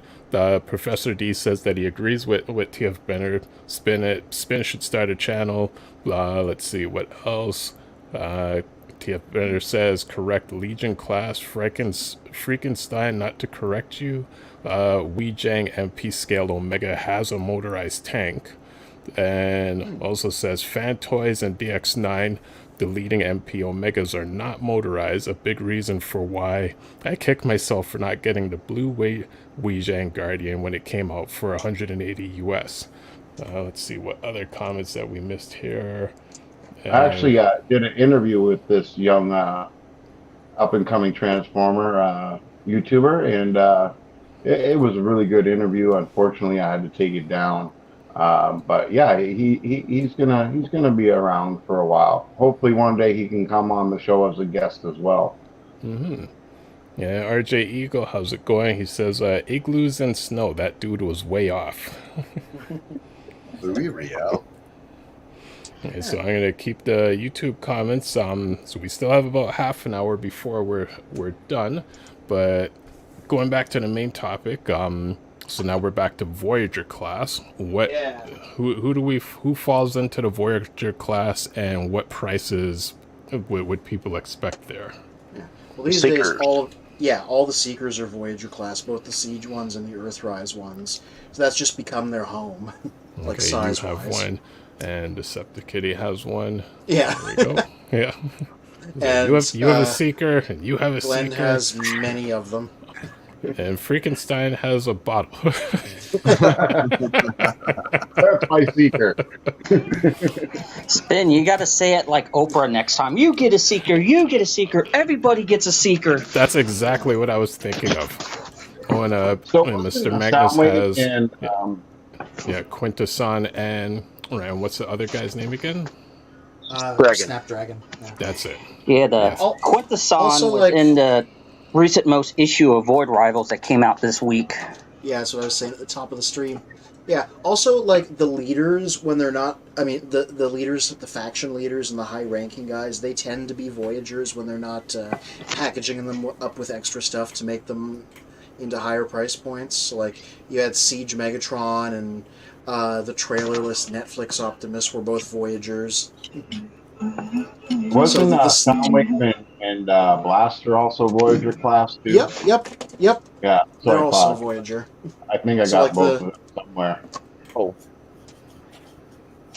Sorry, what was the price range for Voyagers? Oh, gosh, I don't know. What do they cost these days? These were $49. 35 is what I see. Yeah, 35 US, yeah. Yeah, 30 before, back during War for Cybertron, 35 in Legacy. Mm-hmm. Soundwave and Springer, or Sound Blaster and Springer, but, same tooling. Mm-hmm. Yeah. So these tend to be the home of the slightly larger characters, but the ones that aren't giant, but are like a little bit bigger. Your Optimuses, your Megatrons, etc. And these guys... These are more or less Marvel Legends size. They're like roughly 6 inches, maybe a little shorter depending on the guy. Let me go get a Spider-Man. Spider-Man is wherever the Spider-Can. Yeah. Bare bones, Marvel Legends 6-inch Spider-Man. Slightly taller than Blaster by like a tiny hair. No, actually they're the same size. Every So time that's you roughly the guys scale pull we're dealing something with. from the shop, I wish I was at home so I could do the same thing. Just, I got him. next to a Seeker. Yeah. So they're basically your average modern Marvel Legends Hasbro 6-inch action figure scale. Yeah. Here he is next to the little guys for comparison. Right. Okay. Yeah, I guess Anthony, I gotta ask you a question real collection quick. would fall in that size too. Yeah.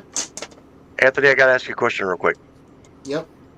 You put the reflector in there from the Ducius drone box on your Skywar or your Thundercracker. Yeah. This From was the cartoon where he goes, "Okay, reflector, let's see what you can see." Because Yeah, I this have is I have this exact same one set up over there. Yeah, it's a natural. I had the camera. I pulled him out of the box, and I'm like, "Well, what do I do with this?" I give it to this guy, obviously. Just pop it in his hand. Yeah. That's who it's for. Well, I'm not no guy. Episode 1 of the Ark, Thundercracker and Reflector were spying on the Autobots, and he's like, "Okay, Reflector, let's see what you can see." And he transforms, and he's taking pictures through Reflector with him. It's really the only time I really remember anybody ever taking pictures with him. Yeah, I'm trying to know early, guys. It was great to be on again, and good topic. I'm sorry I'm going to miss the rest of it, but I got stuff to do tomorrow, and it's important. So I'll see you guys next Sunday, and it was great to see you all again. And thanks for everybody that was watching. We all appreciate you. So I'll see you next time, guys. All right, take care. I was going to add, one of the more famous examples of an undersized Voyager is Studio Series 86 Hot Rod, who is noticeably the size of a deluxe despite being sold as a Voyager, entirely because they decided to go nuts with the engineering on him. Comes with a big pile of extra accessories. He's got his visor that flips away. He has way above average articulation, like, opening hands, double knees, stuff you don't see on most modern Transformers. And so that was one of the first, most obvious examples of, selling a smaller figure at a higher price point so they could use the extra budget to, add a bunch of extra stuff. Cool. And welcome, TFJOHNNY, and also one of the comments on YouTube from Professor D says, Anthony makes a noteworthy point. The leaders of the Decepticons and Autobots tend to not be leader class. Yeah, it's a weird sort of a holdover name from back in the day.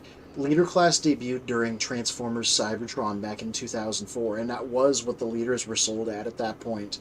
Nowadays they just tend to not, but they just never change the name. Cool. TFJOHNNY, how's it going? Hey, Spen, how are you, sir? Good. Sorry I'm late, but we're here on vacation, and you just got back to the room. You and for all I know, you and Freakenstein just tag teamed in and out because he just left and you just showed up. So yeah, I don't know if you guys can hit a wave. I don't know if you can see it up there, but ooh, nice. It's dark, but yeah. Just tell us that you're reporting live from your mansion that you live in. This is just how you live normally. I wish. I wish, brother. How you guys doing? Talking figures? Yeah, hey, Johnny, did you have a chance to look up into that Moon Knight? I didn't know. Concher? What was his name? Kanji? Are you talking about the who you're responding to? The guy that was all in the white suit with the bird skull. Yeah. And I told you he was Marvel Comics Moon Knight from, I think, the Warren Ellis run, I think. Yeah. I know Rashid. He posts. He likes Moon Knight a lot, so he'll be a good person to ask about that character. Nah, 5 people responded to that, man, and they gave me a whole backstory and said he was a variation of the comic villain, and his name was Kanji or something. I don't know. I'm not real versed in the whole Moon Knight. Yeah, there was storyline. a MCU show like in the last year or so that supposedly was actually good, unlike Haven't some had of a the chance other to watch ones. it, but I hear good things. Yeah. It's pretty good. So did you guys rank like the best or your favorite lines on the main line? Or did you go third party, or what did you discuss so far? Oh, we're talking about like the different modern size classes, basically. Yeah. Yeah, it was confusing to me, man. The whole chug thing, like I had to figure out what chug stood for and what it meant. The Henkai and all that kind of stuff. I didn't know. It's a bit of an outdated acronym these days because it was Classics, really? Henkei, Universe, Generations, and then Generations just never stopped for like well over a decade now. And just they keep adding more subtitles to it. Exactly. I want to figure out what the full acronym is now because it would start with Chug and then have like 200 other letters.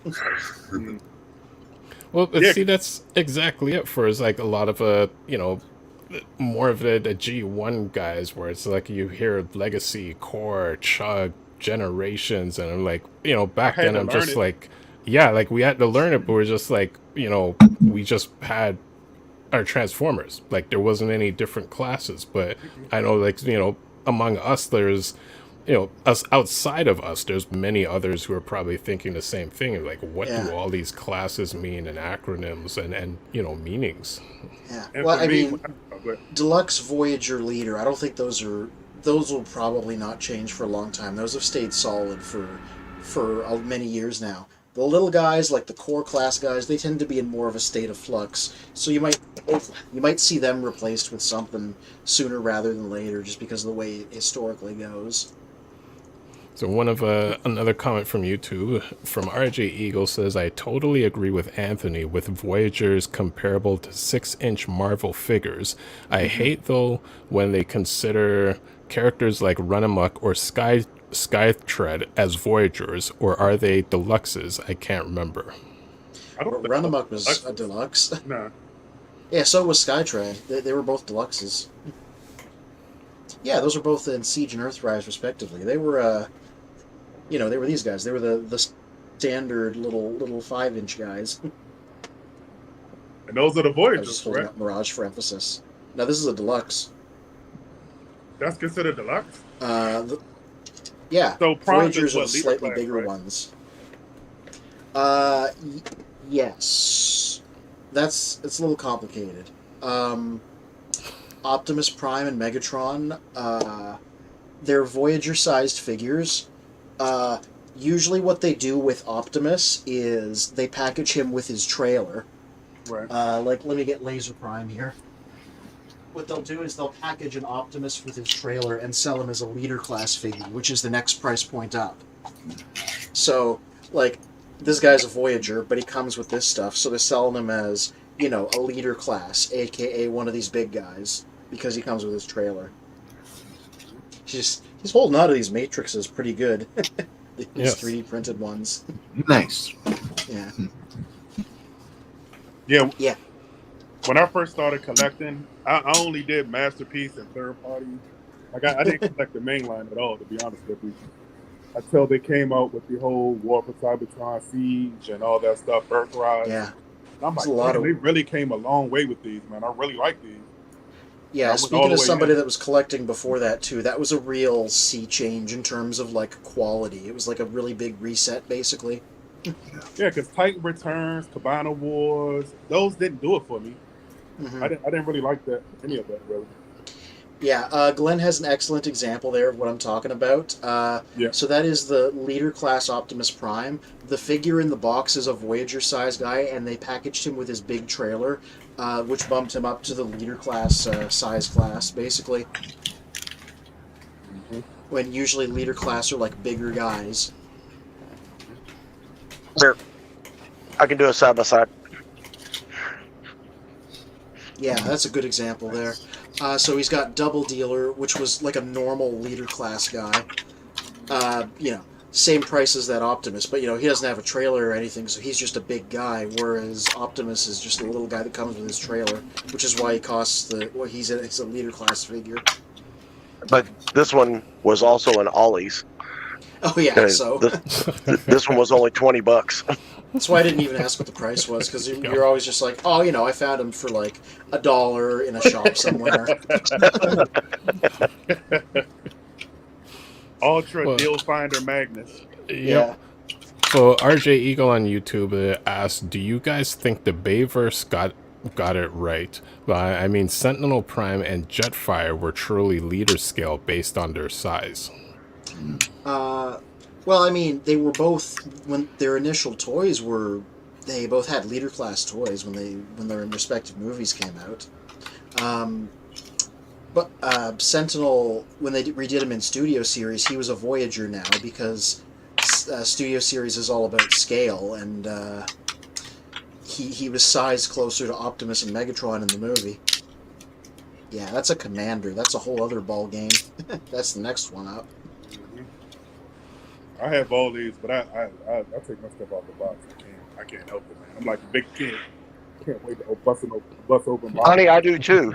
Yeah, he just gets multiples. Yeah, I just buy them in pairs. Oh damn! So now rolling in money. We're getting within the 15-minute mark before my kids are out of the house. So now we're at 9:45, so we have about 15 minutes left. So there's still the Commander and the Titan class, but I guess throw it just before we get to those classes. Now over to Deceptikitty, when you were saying in terms of for the economic breakdown of the people buying these classes, are the manufacturers, I guess the companies, really focused on, here's a certain market that we know can afford these classes, and we'll just, create more characters for them, which kind of ties into a whole other question.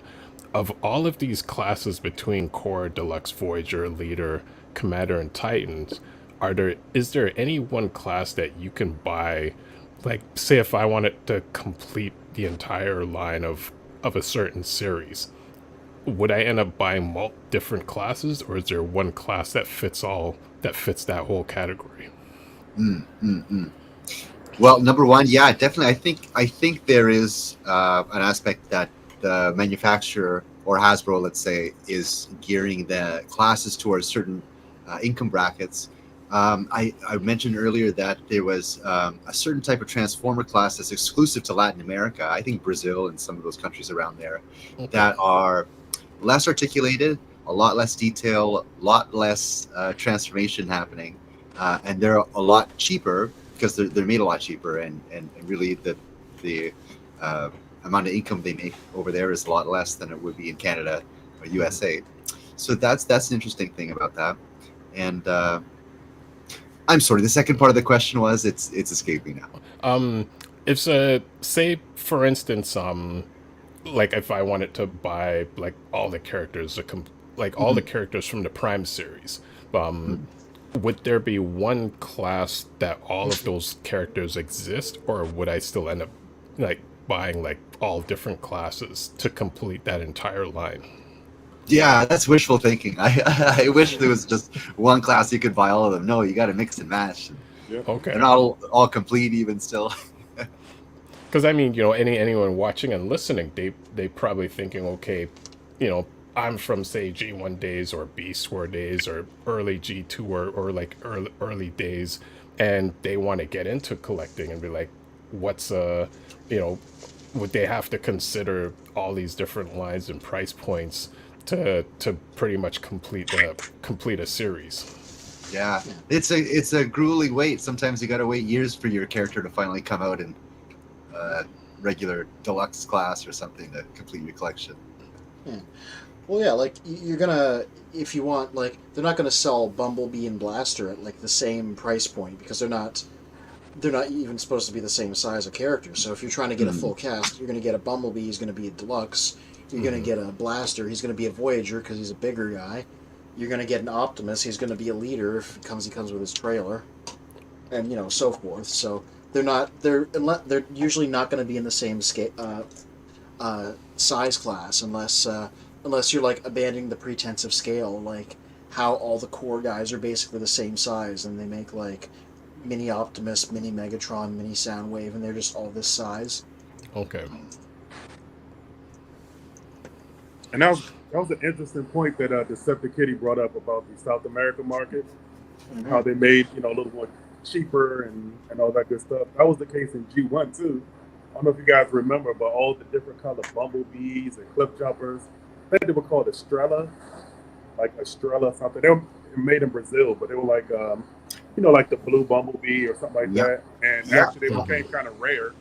And they were, but you could tell they were made cheaper, There was the jump starter, I remember specifically, like the detail was kind of just like washed down or like kind of rubbed out type of thing. Looked a lot cheaper, Wow. And now those figures cost $1 bazillion in the $400, secondary market because they're rare. Shiva Kobe over on YouTube says, I went to GameStop today and they had Nemesis, but like $300 Canadian. What? What Nemesis? Nemesis what? Yes, which version of the laser which prime class? Nemesis? Oh, Nemesis the spaceship. The Titan class character. I was thought you were talking about Nemesis Prime, and I was like, when did they make a $300 Nemesis Prime? Oh, that's cool. It's in stores now, right? Yeah, I saw one. Yeah, she mentioned, she did say the Legacy spaceship. Yeah. I guess we're skipping ahead, because Commanders come first if we're going up the scale. The only one I have is Rodimus Prime, because these are when you get into, like, the expensive guys, right? Like, Titans are the most expensive. These are, like, the second most expensive. I don't remember what this costs. Maybe I blanked that knowledge out. It wasn't that bad, but, like, you're hitting triple... In Canada, you're hitting triple digits with these guys. In the States, that was about $70, I think. Yeah, 70 that US, makes sense. work out to whatever that is Canadian. Low hundreds. 79, maybe. Yeah.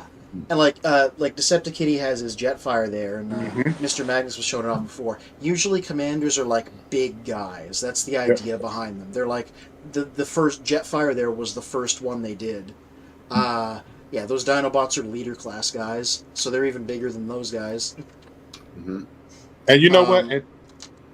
And to piggyback off of you a little bit, Anthony, it seems like the larger the class, it seems like the quality gets a little better too. Well, yeah, they have a certain amount of budget they can use. I was saying, Rodimus Prime here was an odd example, because this was not a huge character. This was like a smaller Voyager scale guy with a big trailer. But they used the fact that they had like a huge budget to just kind of go nuts on this guy's engineering and stuff. Like, he's crazy complicated. He has tons of like sculpt and paint work. He comes with a giant pile of accessories. So, like, they did very much use the higher price point to, like, put in a bunch of extras. Yeah, there's Commander Jetfire without the mask, because he has a faceplate you can take on and off him. Yeah. Like, people were saying that Jetfire, they were like, even before they did a masterpiece of him, that's basically a masterpiece at retail, in terms of the stuff that he does. Definitely. I actually prefer this to my masterpiece that I just got. Yeah. I like this one better. Yeah, and like, because this is a new price point, we could just count all the releases on like one hand. And it's Jetfire and Shattered Glass Jetfire, Skylynx, Rodimus Prime, Motormaster, and most recently Armada Optimus Prime. Those are the only commanders they've done. Because this started during Siege, so it's like brand new. Now, before we get into Titan class, when we speak of Masterpiece, the Masterpiece scale are for anyone who's not aware of this, and do Masterpiece also fall into the different classes, or is Masterpiece its own class? They are its own thing. They are from Japan. Sometimes they get a release over here. That's Commander Skylynx, by the way. The other huge guy. Yeah. So Masterpiece comes from Japan. They don't have a fixed price point. They are really expensive, high-end collectors things who, in more recent years, their goal is to look as much like the cartoon as they possibly can, to the point of having ludicrous engineering to achieve that. Like, oh yeah. Yeah. The thing where I was like, okay, I don't know if I admire this or I find it kind of silly, was the third version of Masterpiece Optimus Prime they did. on most Optimuses, these are his truck windows.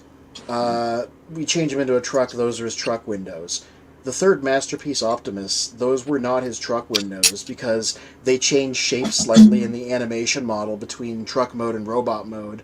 So they had him like basically turn inside out and put different truck windows there so that it would look ludicrously cartoon accurate. So that's the level of, and also that figure's like $600. So it was $500, yeah. Yeah. So like, those are. And to the class thing on a Masterpiece, like the Bumblebee and Optimus are the same. They're both masterpieces, no classes. Yeah. So this is why, like you said, you started when Siege happened. This is why a lot of collectors jumped ship from Masterpiece to the main line when like Siege came out, because these guys started getting like really good on a much lower price point compared to the Masterpieces that were just getting more and more expensive. So a lot of people jumped ship to, you know, Core, Deluxe, Voyager, Leader, mainline stuff, because you started getting the things that people had wanted out of Masterpiece, but like you could get them at your Walmart if you were lucky, instead of from Japan for a lot more money. So RJ Eagle on YouTube mentioned, yeah, I've also seen the South American market having less articulate Marvel Legends BAF figures like X-Men Sentinel as a non-BAF, less articulated figure, but I think they may be knockoffs.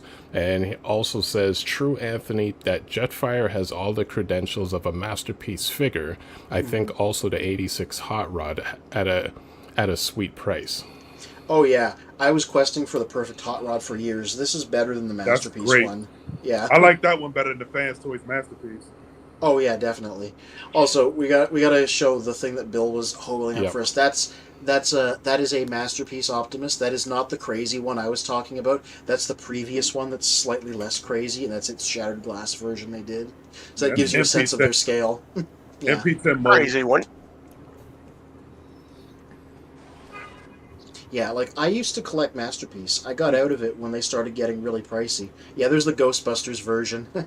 Yeah, they did some funky variants. And his box is a proton pack. Oh, nice. Oh, awesome. Nice. Wow. Nice. Did any of the Masterpiece Optimus get the Evangelion? I know there was one that echoed as Ava Unit 1. MP10, the one that Glenn has there. And I know Bill was saying he's an Evangelion fan earlier, so... If anybody in the audience doesn't know this, every Masterpiece has a number. They're numbered releases, so when people talk about, like, MP10, that was Optimus Prime's number. So that's why there's so many of them get called that. Okay. Like, they made a lot of variants. Yeah. And I've got the first one in the box right back here if y'all want me to dig him out. Oh, piece of history. He's in the first Masterpiece. the 25-year anniversary one. Yeah. The one that started it. Mm-hmm. Give me a second because he's buried behind the rest of these guys. I think Deceptikitty went to get his, and it's now a race. Yeah. So while he's doing that, we have the last class to go over, which is the Titan class. Oh, there it is. So that's the very first Masterpiece figure they did. The first Masterpiece Optimus Prime. And this guy came out in like they would actually shrink these later. This guy, he was sort of like, they weren't sure if they were gonna do like a full series or just a one-off. So he was like larger than they would make later Masterpiece stuff. That guy's like, he's not as big as the Robosin, but he's starting to get there, you know? Mm-hmm. You know, Megatron was pretty huge, too. Yeah, they made him to be in scale with that Optimus specifically when they first did a Masterpiece Megatron. Yeah, and there's the boxed one that Glenn's got. Yeah, this is back when they got American releases on the regular. Nice. Mm-hmm. Where'd you get that, Toys R Us? Yeah, I believe it was exclusive. Actually, a buddy of mine found it on clearance, and he was like, "Bill, you need to have this." Oh, and he just brought it to me. God, what does this keep happening to you? Good friend. I would have bought that on clearance. Jeez. Yeah, there's Masterpiece Soundwave. That's MP. Is that MP13 or MP? What's the other one? Soundwave. Yeah, I don't remember what his number is. Don't ask me what any of these guys' numbers are. I do not Deceptikitty. remember. I don't remember. I was gonna say 8 if you were gonna ask me. I'm probably wrong. Yeah, I like that's 13. Anybody that's looking at these guys and going, they look really cool. I'm like, yeah, but they are expensive as hell. That's why so many people do the mainline stuff, because you can you can get stuff that also looks great and does not cost many hundreds of dollars. Specifically, this Soundwave. This Soundwave is really hard to get. I was living in Quebec at the time, and there are language laws. Hey, Optimus Prime, transform. Oh, is he rolling his RoboSen around? That's awesome. You know, it's unfair. You can't really compare a masterpiece to a mainline, I don't think. No. It's too, the engineering, they're on 2 different levels. Even though that Rodimus is good, it's, They just have different mission statements, Yeah. Let me put this one out. Yeah. I have that RoboSens. Yeah. So RJ Eagle says, "Sweet Ghostbusters Prime. I missed out at GameStop years ago. Darn." And also says, "MP101 in the house. And nice, solid, and chunky. Love that figure." Yeah, I got a chance to mess around with one at TFCon, and I'm like, that on its own, like, irrespective of masterpieces. Oh, blow his window up. Yep. Yeah, that is him compared to the RoboSen. Huge. Wow. Enormous. Yeah. And Freakenstein in the comments, he says, "I leave and TFJOHNNY shows up." Hey, yeah, I told you tag teamed off like it was a wrestling match. Yep. And Professor D says to Deceptikitty, MP08 is Grimlock. Ah, yeah. Okay. Hey, Optimus Prime, transform. So yeah, I was saying that Soundwave was impossible to get in Quebec because they require French language to be written on the box, and Takara didn't put any writing on the box. So I'm like, when is this going to come out? I think Toys R Us had it in Ontario, but I paid at least $380 for it at the time. Wow, and that was a lot of money. 3 Canadians also. You got to keep that in mind.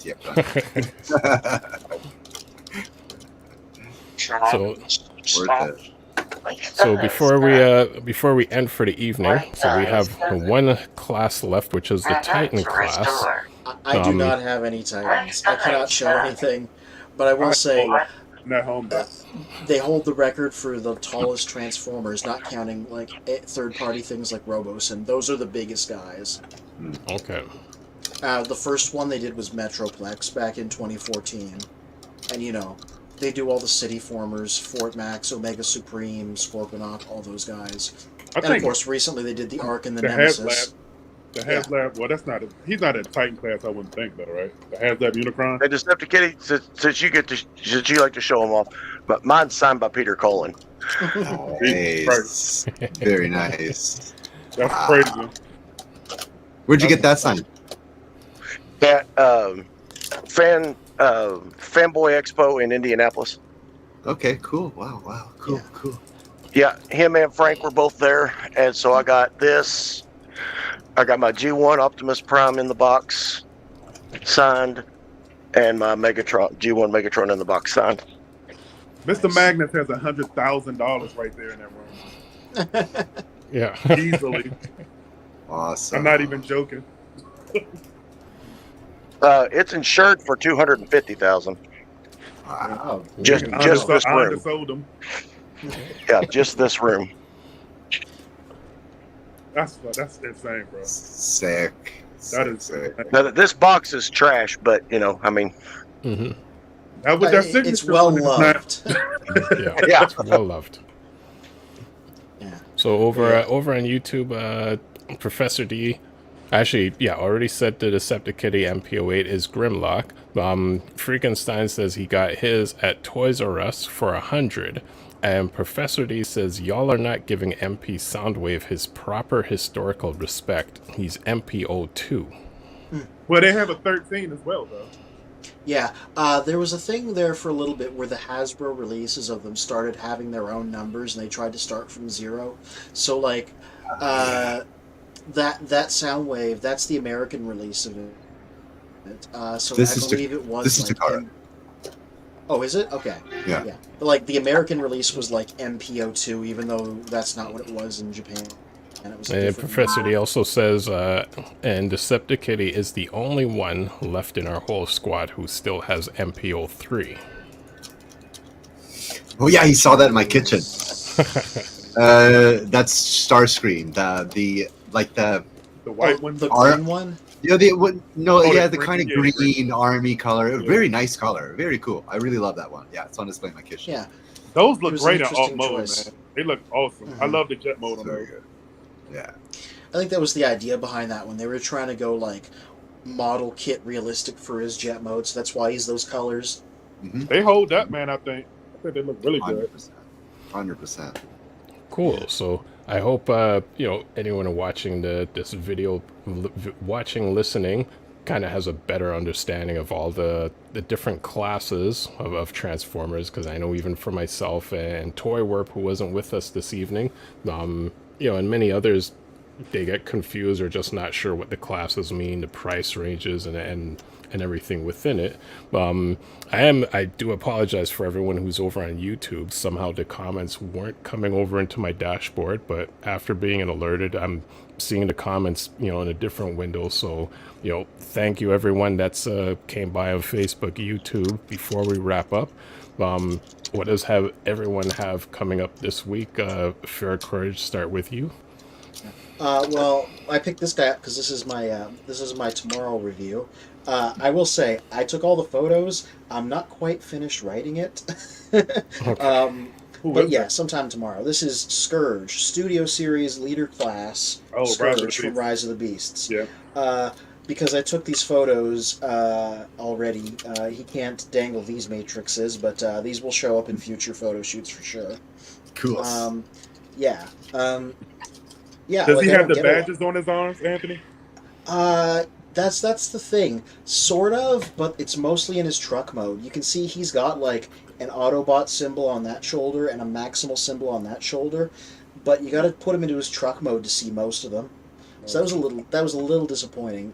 That was one of the things I talked about there. But generally, I actually really liked this guy. I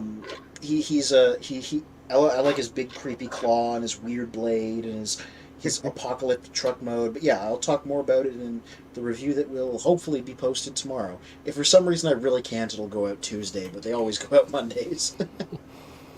And that will be on Children of Primus under blogbots. Cool. Before we get beyond that, if you want to see what this room has to offer, we specialized me a few episodes back. So if you go to YouTube, you can find where we do a walk around in this entire room. Oh yeah, definitely gonna watch that. Cool. And branch off on Mr. Magnus's comment. I was able to get a list of everyone's social medias, like YouTube's or Instagrams or Facebook. So that is now in the description of all of our videos. So anyone watching, if you're interested in any specific members within the Children of Primus, you can find their information in the descriptions. A couple more comments. One from Shiba Kobe. One from RJ Eagle says, I'm glad they remade the original Masterpiece Megatron and Starscream. Ooh-wee. And Shiba Kobe says, good news for Canadians who want Red Galvatron or Shockwave. There's website evidence. It will be available soon. Not out of stock. It's visible, but price quantity is unknown. RJ Eagle says, I like that original Takara MP Starscream with the dark colors. I have that too, and I love that look. As Shiva Kobe says, according to Walmart customer service, that means it's coming, but they haven't got a date yet. Which I know, in Calvin's situations, usually when they mention it's coming, it's they put it on the shelves and then tell people that they can't sell it, but you can see it. So over to Mr. Magnus, what do you have upcoming for this week? Any upcoming packages in the mail? Other than the one you just ordered? No, well, I've got that hubcap coming of that 34 Ford. And I've got 3 items sitting at the Big Bad Toy Store right now. I haven't told them to ship them yet because I'm waiting to see if a couple more hit, because I only get charged $4 for shipping. So I let it go as far as, they'll only hold stuff for 80 days. So I let it go up to like 75 and then I say, okay, go ahead and ship it. That way, I get all the stuff at one time for $4. Right. Wow. One more comment. But yeah, I've got the Nemesis, and I don't remember what the other two that are sitting in there are. I'm sure they're great. RJ Eagle says, looking forward to that Scourge review, Anthony, as I don't have that figure and want to find out more before looking for it.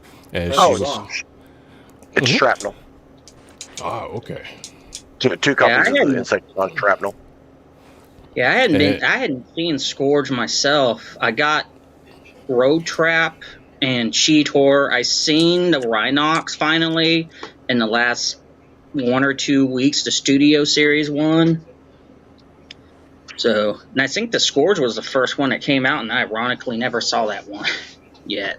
So, yeah, our Walmart today was packed, but it was stuff that I've already got. You know, there was 4 shrapnels sitting in there, 2 Grimlocks, 3 Brawns, which I only took 1 Brawn because I've got 2 of them on order from Big Bad Toy Store, so I just canceled one of those, so I'll have my 2. But I like to leave stuff on the shelf in case somebody else can beat the scalper in there.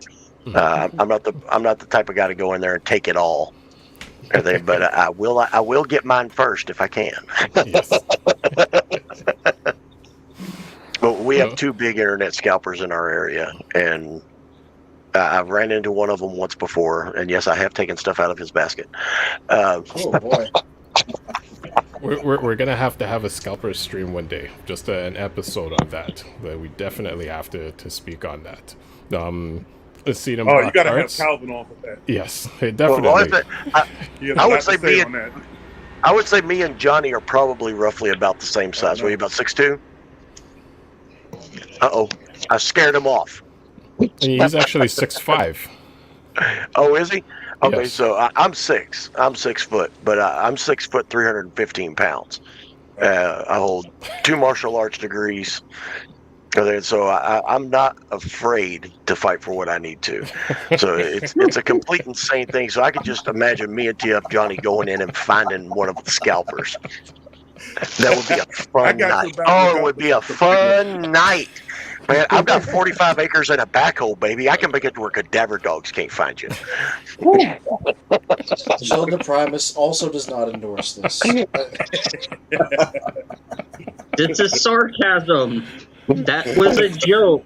Maybe, possibly. I'm not entirely sure.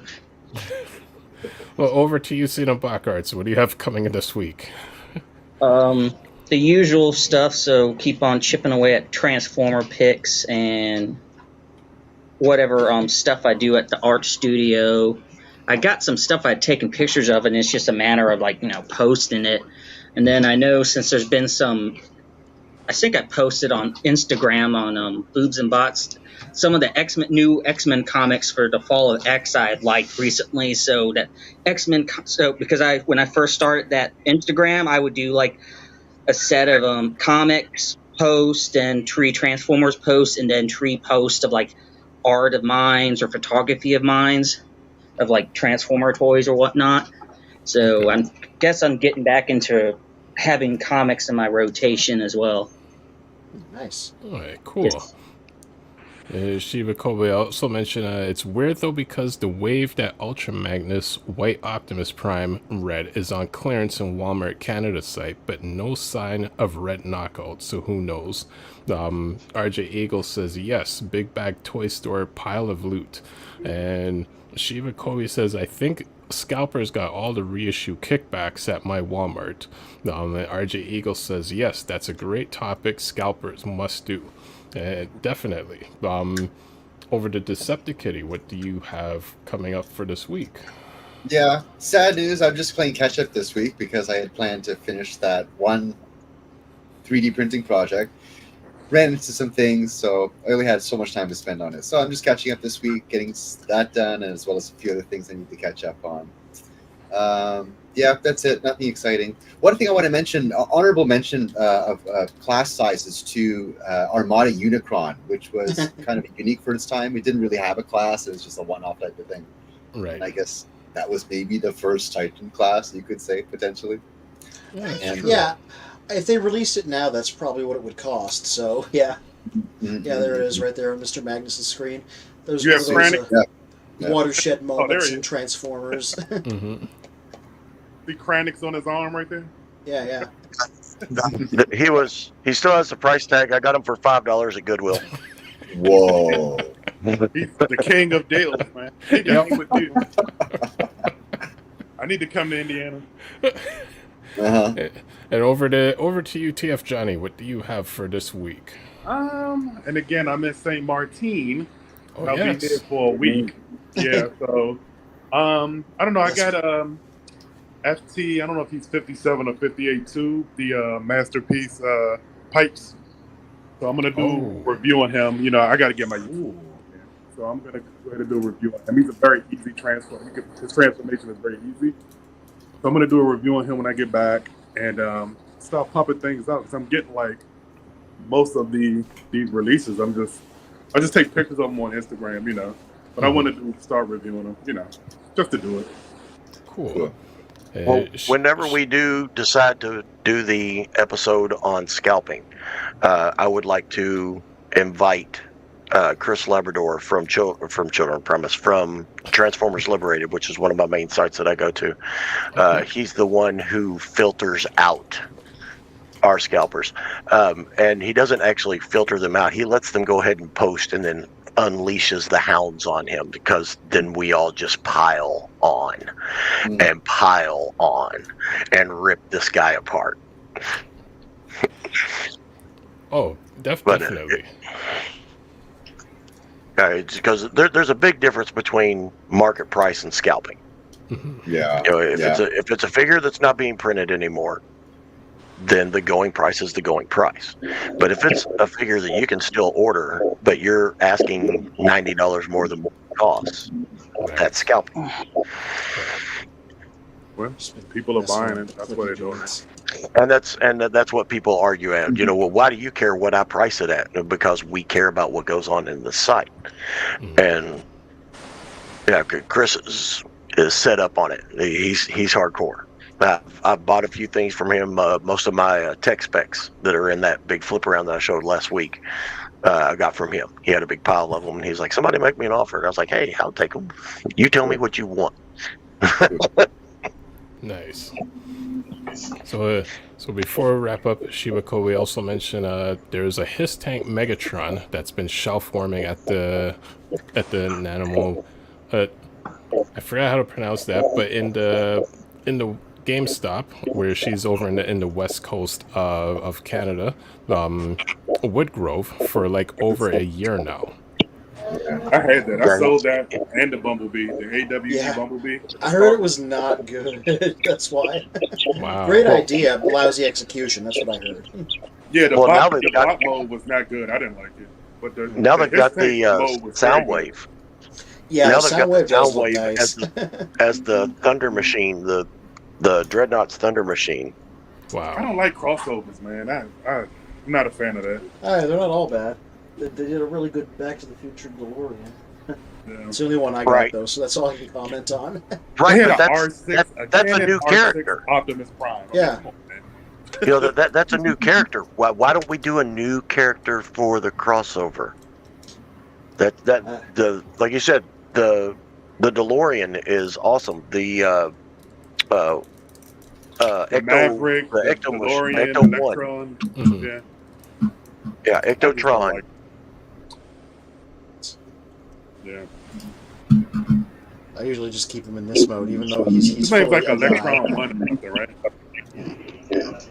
I know he's been in the comics, but not in toy form. Star Trek as a the Enterprise, as one of the Enterprises. I think the TNG, the original. I mean, not the original one. Yeah, they called the character Fortress Tiberius. Right. And I was like, please make this, please. But they haven't. So there was one crossover that was dope, man. I don't know if you guys are familiar with this. It was that STC Commander Optimus Prime when they did the Rolling Thunder. The Rolling Thunder Optimus Prime. G.I. Joe Rolling Thunder, the vehicle, but it was Optimus Prime. Made by a company called TFC. That was really, really, really good. Yeah. So I love my Ghostbusters Optimus Prime. I bought 2 of them. I got one in the box and one out. He's prime. I mean, that box was dope. It came, man. I thought that was pretty cool. I remember back, was it Prime Wars? The redeco of Power Glide was a low-key G.I. Joe crossover. It was designed. His name was Viper. I'm not a G.I. Joe guy, but I saw a review on it and what vehicle he redecoed to emulate. The Viper plane. Yeah. Oh, okay, so literally the robot's which name doesn't make any sense because Power Glide's an Autobot, the Viper's a Cobra. There's also a dogfight, a D1 dogfight redeco of it too, of that same mold that I want to get because I got the override redeco of the Legends Groove. Cool. So, I guess that is it for another Sunday on the Children of Primus Freestyle Frenzy Sunday. So again, thank you everyone that has come out. Thank you for everyone in the comments. And until we see each other next week, till all are one. All are one.